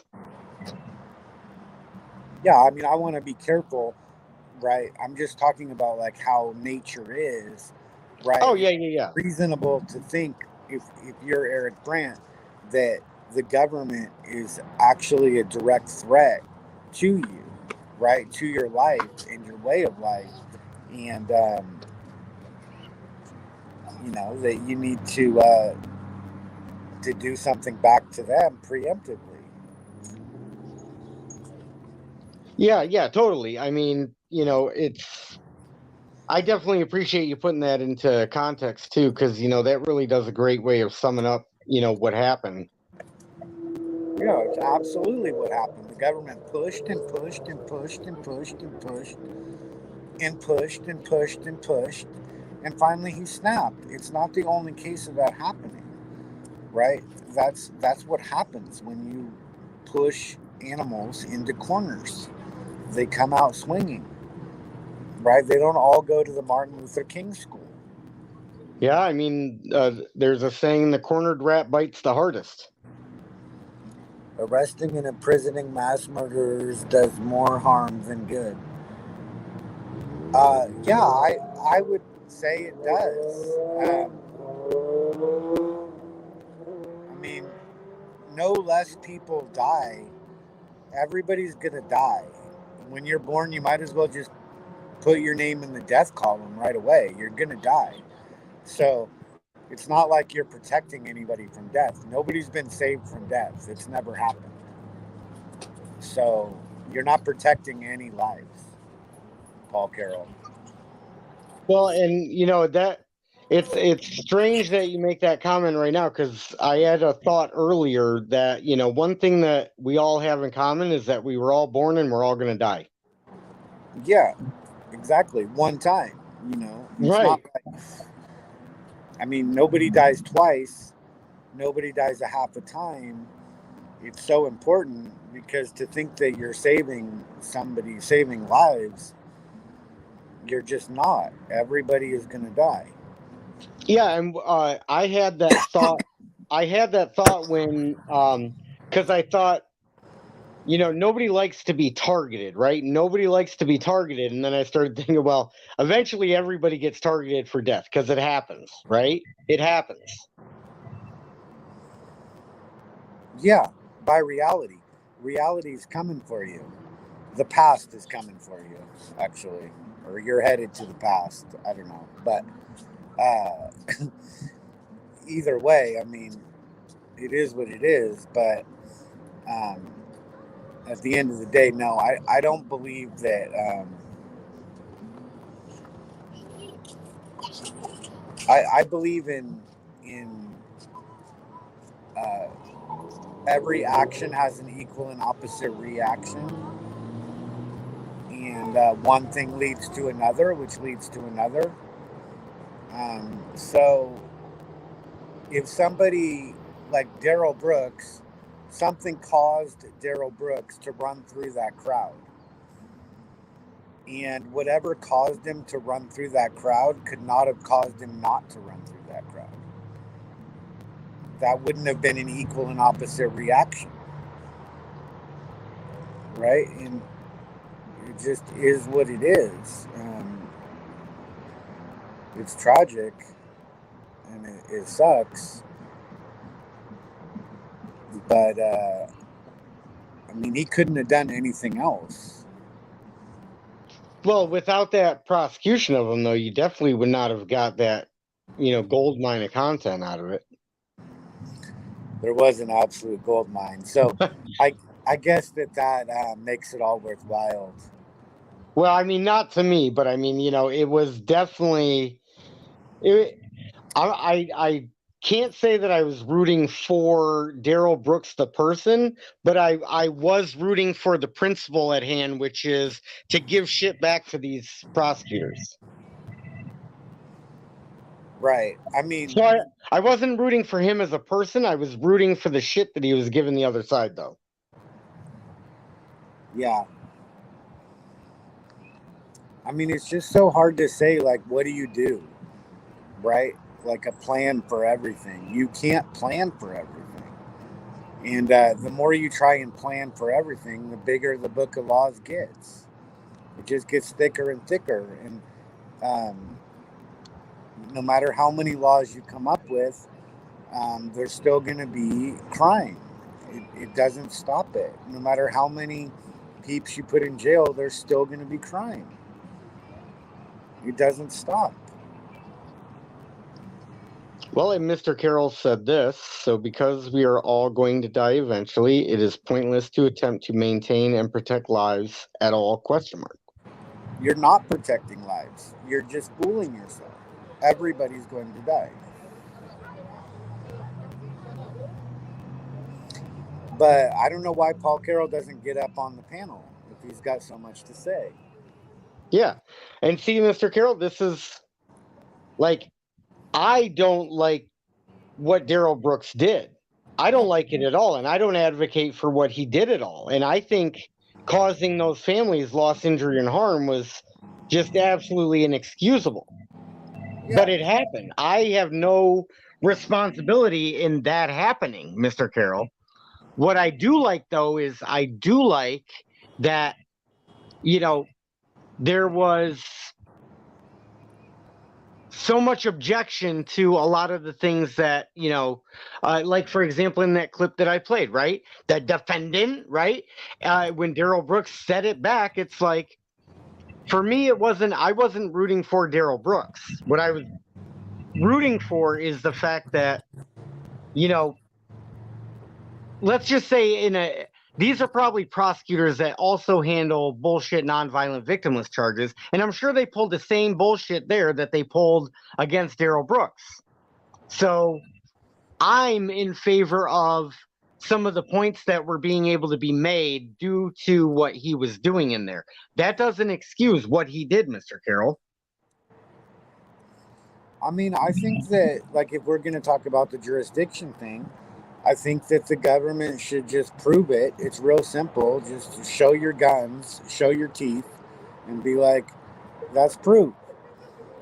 Right? We're the biggest, baddest motherfuckers around, so that's why we have jurisdiction. Yeah, and that brings me to this. Let me play this clip from Mr. Carroll one more time for the folks that are just coming in. We have 17 people in here, and I think we got some from Kevin's stream coming over here.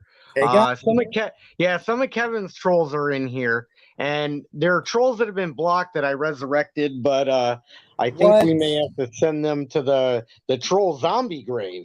But here, let's see this. Ready? I don't think what I said was nonsense. Can you explain to me why you think it is? Mr. Carroll, the word enforcement has force right in the word. You just said that it's sad to live in a might makes right world.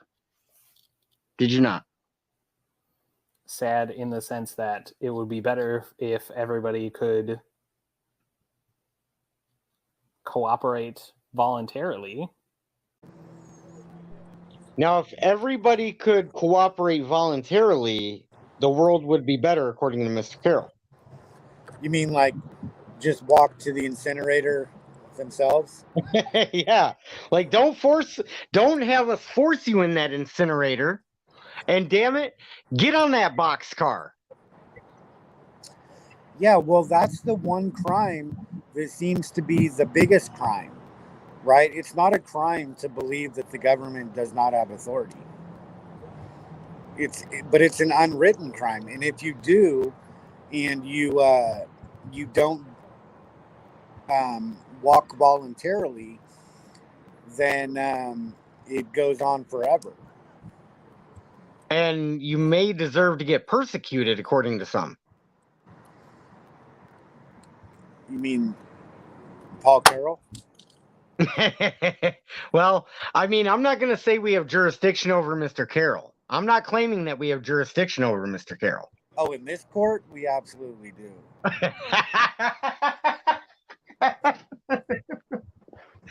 Oh, geez. And then, other people, some folks may just be coming in. And if you're with the Kevin crowd, I'm going to play this clip one more time, just for the folks, because I think we have a lot of people that need to see this message from Jordan Peterson and the Joe Rogan Experience. I'm going to play this one more time. I just don't understand how it gets to the point where things get to terrible places one tiny step at a time. If I encroach on you and I'm sophisticated about it, I'm going to encroach 2 millimeters. I'm going to encroach right to the point where you start to protest. Then I'm going to stop. Then I'm going to wait. Then you're going to calm down. Then I'm going to encroach again right to the point where you protest. Then I'm going to stop. Then I'm going to wait. And I'm just going to do that forever. And before you know it, you're going to be back 3 miles from where you started, and you'll have done it one step at a time. And then you'll go, oh, how'd I get here? And the answer was, well, I pushed you a little farther than you should have gone, and you agreed. And so then I pushed you a little farther than you should have gone again, and you agreed. And if anybody's interested in this sort of process, and this is a horrifying book, if you want to read about how this process works, you can read a book called Ordinary Men by Robert Browning. So there you go. a history lesson from a gentleman who is well educated on history. Yeah, for sure. What'd you think of that clip, by the way? I remember when you played it at the beginning, I liked it, but I don't remember what he said now. What? Refresh me? He says, tyranny, how it happens. He says, if I encroach on you and I'm sophisticated about it, I'm going to encroach 2 millimeters. I'm going to encroach right to the point where you start to protest. Then I'm going to stop. Then I'm going to wait. Then you're going to calm down. Then I'm going to encroach again. And then right to the point where you start to protest. Then you're going to calm down. Then I'm going to, and I'm going to keep doing that forever. And then, you'll go, how did we get here? And then he'll say, well, we pushed you a little further than we pushed you a little farther than you agreed. Yeah. Well, that's the argument that the colonialists are making, right? Just go up and be nice, and, they haven't done anything wrong yet, right? You got to wait for them to do something wrong so that you can protest, and then they'll settle down, right? And, right. And I say, fuck that. Well, yeah, exactly. Fuck that. Because not only, should you realize that the line in the sand is, encroached to the point where it's at, but you should also be like, well, hell, that line is way further than we should have ever let it go. And we need to start taking it back. Yeah. The fact that police actually think that they don't need to tell you their name is proof that it's way past the line. Way past the line. Right? That anybody that works for the government thinks that they don't have to tell you their name or they don't have to tell you what they're doing. Well, I've got a picture of what they look like. Do you want to see a picture of what they look like? This is for Mr. Carroll. Hell yeah. Yep. Oh, here, let's take it. Here, we'll take your banner down for just a second, Mr. Carroll. We will take your banner down. There you go. So you can get a good look at the one. Did you like the one on the lower right the best, by the way? Because that's the one I like the best. That's pretty good, yeah. Yeah, that was over on Wandering Hippies channel, by the way. Anybody, if you want to go over there and check out that art software that he has, it's really, really cool, the way that art software renders the image. So, not to switch gears, we can come back to this if we need to, but Mr. Galt also made a comment. I don't know if this snuck past you, if you saw this or not, but would you like me to bring it up so you can check it out? Sure. All right. If you can't read it, I can read it out loud too. Oh, sorry, Mr. Carroll, I'm going to take your banner down so we don't think that you would have been complicit in the extermination of anybody. Oh, he's talking to me. Yeah. So people had some of my history correct, some not so much. The person who started a change was an ex-Sovcit who had gone to law school. He proved my interpretations of law, court decisions, and legal procedure, line by line, were incorrect. In other words, he didn't just say I was wrong, he proved it to me, which took some doing. I am still okay with the debate as long as we are debating law, court decisions, and rules of legal procedure and evidence. However, I am not interested in debating anything about God-given rights or other religious beliefs or any type of philosophy, political or otherwise. Val never seems to discuss law. He just always brings up hypothetical, philosophically or politically based questions. Ugh. That's exactly how I read it in my mind as well. Yeah. Now, insert bitterness now. Yeah, isn't this the same Juan Galt that was up on a live panel with us that said he knew all the philosophers and he read all of them? All of them. So how would you not want to participate in a discussion about philosophy? Or God-given rights. Right, which is exactly where the philosophy of law basically stems from. Right. I mean, how can you talk about law without discussing philosophy? It's impossible. Well, Juan Galt is the one who simplified it and just said that he started the whole Sovcit movement until somebody came and told him he was wrong. That's what he said, and now he's expanding on it. Well, and then it gets even stranger. It gets even stranger, which line by line were incorrect. In other words, he didn't just say I was wrong; he proved it to me. Yeah, so Juan Galt was wrong. Okay, I don't. So then, doesn't that mean he could be wrong again? I'm not arguing with that. Okay, yeah. But what I'm saying is, if Juan Galt was proven to be wrong once, couldn't he be proven to be wrong again? Of course, yeah. Juan Galt was wrong. He got moted. He did. So, and then there was one other thing in this comment, and I'm not sure exactly what it was, but one other thing caught my eye real quick. Let's see.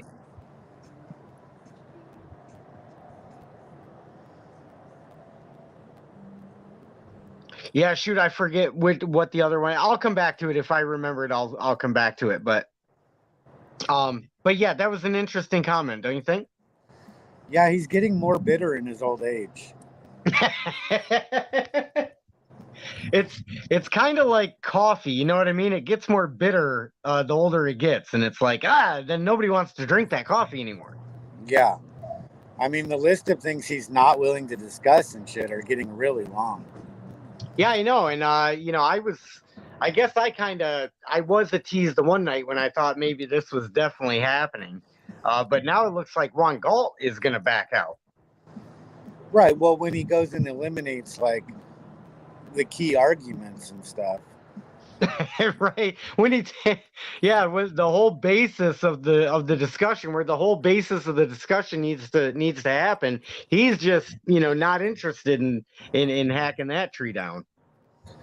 Right. Because, I mean, Top Shelf Anarchy, as much as I disagree with the Canadian signing in an agreement that he will follow all laws, and then coming over here and trying to say that he doesn't have to, is talking about right and wrong, and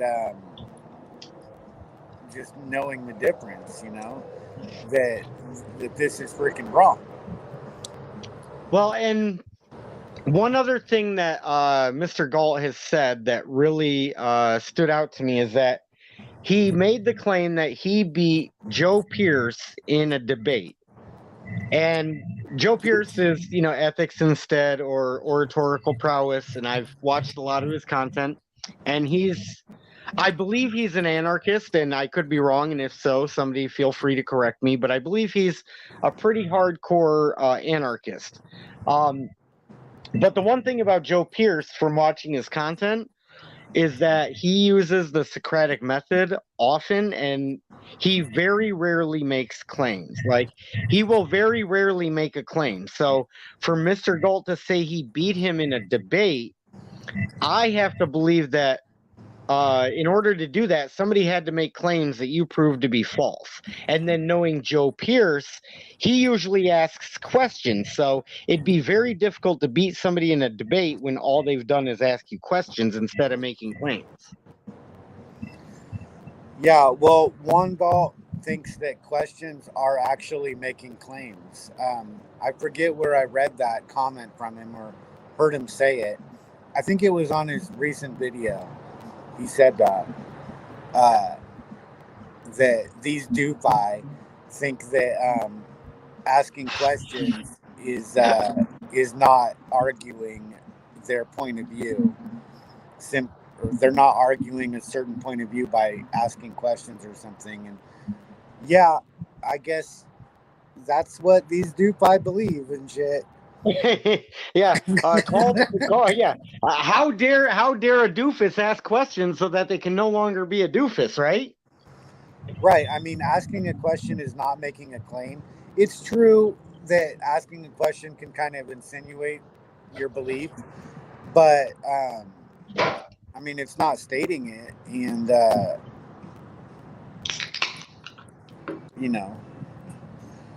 Well, and that's I mean, prosecutors ask questions, right? Defense attorneys ask questions. They're not arguing.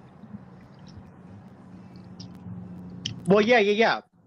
And you know what? It's almost like it's almost like a tug of war, if you will, with the whole asking questions thing. It's like the person asking the questions is usually the person that's in control. And I wish I had a video of yours that I saw queued up because it kind of speaks directly to this. And you may or may not remember which video it is, but you were having a discussion with a cop, and I believe it was in Las Vegas. And you did just such a masterful job of kind of redirecting it. It was kind of like a tug of war. And let me just summarize this real quick, and this will make the point, is that it was actually in on the border of Utah. It was in Wendover, Nevada. Oh, okay, yeah. Because I believe, yeah, Nevada is what stood out, and there were casinos. Yeah, and it made me have the thought. It's like, okay, so if there's the right to press, you know what I mean? Like, if people have the right to free press, that means you have the right to ask questions. And then I started thinking, well, cops always think that they're the ones asking the questions. So it's almost like the First Amendment puts the press in a tug of war match with the executive branch of the government, if not the entire government. It puts them in a tug of war of, well, who has the power? Yeah, well, they get pushy and the people get pressy. You know, I mean, cops, they can ask questions if they suspect somebody of committing a crime, if they're investigating a crime. The rest of the time, the people get to ask them the questions. But they're not trained to differentiate between the two and to recognize it, you know, when it's time to answer questions and when it's time to ask the questions. Well, and they're really bad at knowing when is the right time to just shut the fuck up. Yeah. Really bad. Because next thing you know, you could be walking, you know, a good portion of your population into, you know, into a death trap. Yeah, I mean, that's always the way of it, though. I mean, there's no backpedaling, right? Like one of the clips you played of Paul Carroll, where you were asking him if things are becoming more totalitarian or less totalitarian. And in typical Paul Carroll fashion, he danced and misdirected and stuff. But I like dancing. Just personally, I like dancing. Yeah. He might be a good the next TikTok star if TikTok doesn't get banned in the U.S. Which right? It's on a path to getting banned in the U.S. Did you know that? TikTok is on the verge of getting banned in the U.S.? Yeah. It's a national security threat. You didn't know? I did not know that. So, but that I'm not surprised if that's, you know, and I believe that that's true. I would not be surprised. TikTok is owned by Chinese companies. Oh, yeah. And the data collection is a concern of the national security because the Chinese government can force TikTok to give it information on all the U.S. citizens that it's been collecting.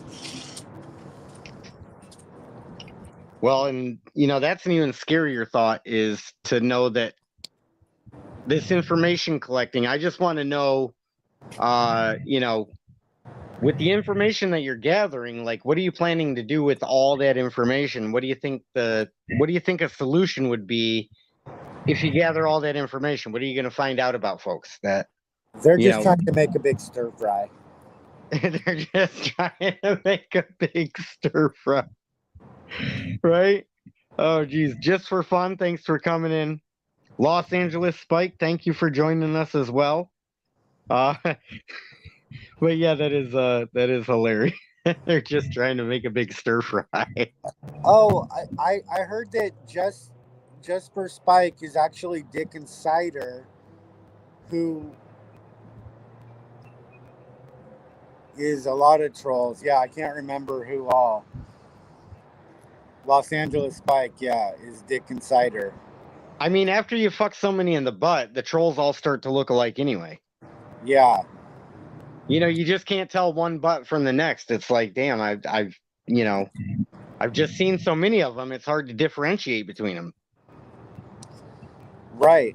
Well, I mean, sometimes one of the mistakes that the trolls make is that if you, let's say that, today you're Los Angeles Spike, and you go and you make a comment on this live stream like you just did as Los Angeles Spike, and then and that comment gets noticed, right, and remembered, like, okay, this person said this.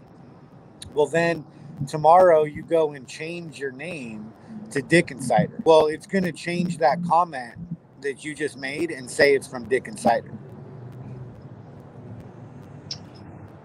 Well, yeah, on the live chat replay, right? So if somebody goes back and looks to find that comment that you just made, and they see, oh, now it says it's by Dick Insider, right? And then the troll has to go, well, I would have got away with it again if it wasn't for those meddling kids and that digital footprint that I left. Yeah, leaving digital footprints all over the place. Yeah, don't leave your digital prints everywhere, because, man, they can get extracted and they can get found out. Yeah, absolutely. I mean, not that it's the crime of the century or anything, but these trolls be trying to start drama and shit where there wasn't any. There should have been, but there wasn't any. And so they go and start it. Well, and I know one person in here that's definitely not a troll, and that's Julia, who's on the verge of becoming my Canadian YouTube wife. Oh, wow. I like Julia. Justin Trudeau going to give her away? I don't know. And there is a border that I'm not allowed to cross from the U.S. into Canada. So otherwise, I would be with my Canadian YouTube wife already. Did you know that Detroit was taken by the Canadians at one point? I did not know that. What? No. You don't know about the pork and beans war? I don't know about the pork and beans war. I'm telling you, like, some things I am educated on and other things go completely over my head. I can't even believe that's not on the syllabus. And I mean, you're like from that area and everything. Well, yeah. So you would expect that I would know something like that. But, our public school system, they don't really, have much invested into actual education. Well, at one point, the United States got it in their head that they were going to invade Canada. It didn't work out that well. Canada actually quickly took over Detroit. It was a brouhaha for sure. Obviously, we got it back, but well, yeah, and it was a thing. I mean, it was a thing. Well, we call Canadians our neighbors to the south in the parts where I'm at. Hey, right? And what's weird is, like, when I was growing up, like, Canada, it was just like an extension of the United States. That's really what it was. It was just like, it was like the Joe Montana. It was like, Tom Brady's Joe Montana. Canada was, the Joe Montana to the United States, which was Tom Brady. And it was just so easy to, like, interchange the two. And it was like, both could be considered the same thing, but they weren't.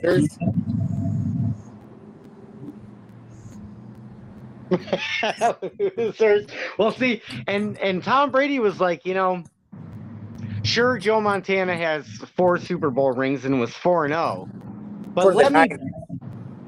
Well, yeah, that's the critical detail. He won 4 Super Bowls for the 49ers. Well, yeah, for the 49ers. And then Tom Brady was like, 4? Let me double that. Oh, wait, that wasn't good enough. Let me get to 9 Super Bowls. I got to 9 Super Bowls with 2 teams. No, he got 7. 7? Are you sure? Yeah. I just read it because he's getting divorced because he's not the greatest He's Football player. getting worse because he's not the greatest. Yeah. His wife watches this stream. She's a big fan of people. Yeah, and LA Spike, I don't think anybody was picking on you in particular. I wasn't picking on you. I was just calling out that it's. I heard that you're also Dick Insider. Not to be confused with Dick Insider's brother, which is Slip Insider. Slip Insider. And then MCC had a couple other funny ones from the chat. I was meaning to screenshot those and bring those up. Canada is your neighbor to the north? No, Prairie. Canada is our neighbor to the south here. I have to travel south to get into Canada from where I'm at. Yeah, it happens. It happens. It happens. It does happen. But Canada is in the news. You know, DePap, the guy who hammered Paul Pelosi, is an illegal immigrant from Canada. Those damn Canucks? Yeah. I mean, we might get shut down for, disparaging Canucks. You know what I'm saying? No, it's safe because he went after a Democrat. It is safe, yeah. And then I still haven't heard any details on Ace Hardware, but I'm sure they have put up their red flag laws on the hammers now. The hammers. Yeah. It's very spotty, the news coverage that is coming out about that whole thing. There's a lot of questions, Like, yeah, how the fuck did he get in that house? That's right? one question. And then they're also asking you to show your MC card when you go to buy a hammer. Now you have to have an MC card. They're like, if you want a hammer, you got to be an MC hammer. Right. And then they're like, and without that, you can't touch this. You can't touch this. Yeah. For sure. But how the fuck did he get in that house? Apparently he just took a hammer, smashed a window, and then went up there and had his way with an old man. Yeah. But Capitol Police found out about it when they saw the emergency vehicle sirens on their camera showing up. They're like, oh, something's going on. Yeah, something's going on. That's what I read today, is that that's when they found out, which was like 10 minutes after it started. And they didn't put a stop to it. Well, the police were arriving. When the police were arriving with their cop cars and sirens, the Capitol Police in DC on a live feed were able to see the sirens, right? And they're like, what's going on? They didn't even know. Wow. So apparently Capitol Police stopped having a car drive around the speaker's house a year ago. Oh, wow. Well, yeah, you would definitely think it would be a little more protected than it was then. Yeah, it's a little sus. Yeah, it definitely sounds sus. Yeah. I mean, I don't know. I mean, just how the hell you break into the Speaker of the House's house? With a hammer. Yeah, with a hammer. Right? But no alarm went off. Right? He apparently woke up. Paul Pelosi was sleeping, and Paul Pelosi woke up, and DePap was standing over him, next to the bed, looking down at him. Or looking down at him, yeah. That's how he woke up. Well, that would be an interesting way to wake up. And yeah. So, I mean, there was no alarm going off or anything. One of the neighbors reported they saw a guy dressed in black with a backpack walking around the place, didn't call the cops. That's not suspicious because he didn't have a camera. Right. If he had, I was just about to say, if he had had a camera, oh man, you would have had 10 units there in a heartbeat. Yeah. But if he was shooting heroin with a camera, maybe not. Well, yeah. Well, of course not. Of course not. He wanted to break Nancy's knees. He wanted to kneecap her. He wanted a kneecap her. Instead, all he got was an 82-year-old man. Yeah, but I'm serious. That's what he said he wanted to do. He didn't want to kill her. He wanted to break her kneecaps so that she would have to get wheeled into Congress, and Congress would know there's consequences to their actions. We don't know what exactly he was pissed off about yet, but probably never know. Yeah. Well, that's actually quite a shocking admission, too. It doesn't bode well for a criminal defense, that's for sure. No, it's not looking good for DePape on that. Yeah. Right. But also, he's like obviously very left, but the media is trying to make him out to be like a QAnon, right-wing conspiracy theorist all of a sudden. But he's a nudist. He lives in a van in Berkeley. That should be enough information already to declare him a Democrat. Okay, that should be all you need to know, right? But somehow CNN is still going down the path that he's a right-wing conspiracy theorist. Well, I mean, CNN does get a lot of things wrong too. Yeah, they do. Right? Yeah, they do. That's why it's important to watch, more than one site, right? Right, because on the real news networks, they say that there's no dispute that Tom Brady is, the greatest quarterback of all time. Shut the fuck up. Nobody's ever said that with a straight face. It's always tongue in cheek and shit.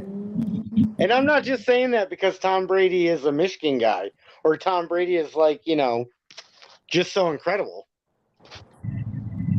Right, obviously not. Obviously not. And then, speaking of getting to bed, I'm going to have to shut this stream down here shortly. But I did want to get to bed. What's that? Speaking of getting to bed. Well, speaking of getting to bed, because you brought up that the guy got woken up while he was in his bed, and I guess I was just trying to figure because Tom Brady was tired and he needed to go to bed. No, because we put to bed that it's pretty unquestionable that Tom Brady was the greatest quarterback of all time. That's what I was going for. And yet he's never been in a Mervin's commercial. He has not been in a Mervin's commercial. But just like Iceman in that iconic role in Top Gun, and I can't recall any of the famous quotes from Iceman in Top Gun. It's just because they're not coming to they're just not coming to my head. They're just not coming to mind right now, but they were there. He was an insignificant character in that show, in that movie. What, Iceman? Yeah, he wasn't really significant. He was like the third most significant character in that. No. Maybe fourth. Because you had Maverick, then you had Goose, then you had the girl that was getting boinked by Tom Cruise. She was the third most important. So he was fourth most important in that movie. No, then you had like the writer, the third grip, the director. Oh my goodness. Tom Brady. Next thing you know, we're just going to be letting tyranny run roughshod over us because we're sitting here arguing about quarterbacks. Yeah, and Val Kilmer. So it's better that we just come to an understanding that Tom Brady, Joe Montana was the greatest quarterback. Joe Montana was the greatest quarterback until Tom Brady Until Tom Brady came along. Right. Exactly. So, And then when we threw out all civility. right. The moment civilization was lost, Yes. that's when you knew. When somebody was trying to make the case that Tom Brady was better than Joe Montana, that is the exact point in history we can trace to where society broke down and there's no hope for society. When Joe Montana's thumb was breaking, that's when tyranny took hold. That is when tyranny took hold. Yes. Well, I would like to play this last clip from Mr. Carroll. So I don't know if you want to drop down to hear it or if, you want me to play it just for the folks so we can get out of here and maybe do this again tomorrow. But don't forget to play the oldest known sovereign citizen again, too. Okay, I'll play the oldest known sovereign citizen. I always play a couple videos just to let everybody say their goodbyes in chat. So we will play the law dog. Yeah. Law don't go around here, law dog. Yeah, and then we also get to listen to what it sounds like to fuck a troll in the butt. Yeah, fuck a troll in the butt. Take care. All right, folks, that was People.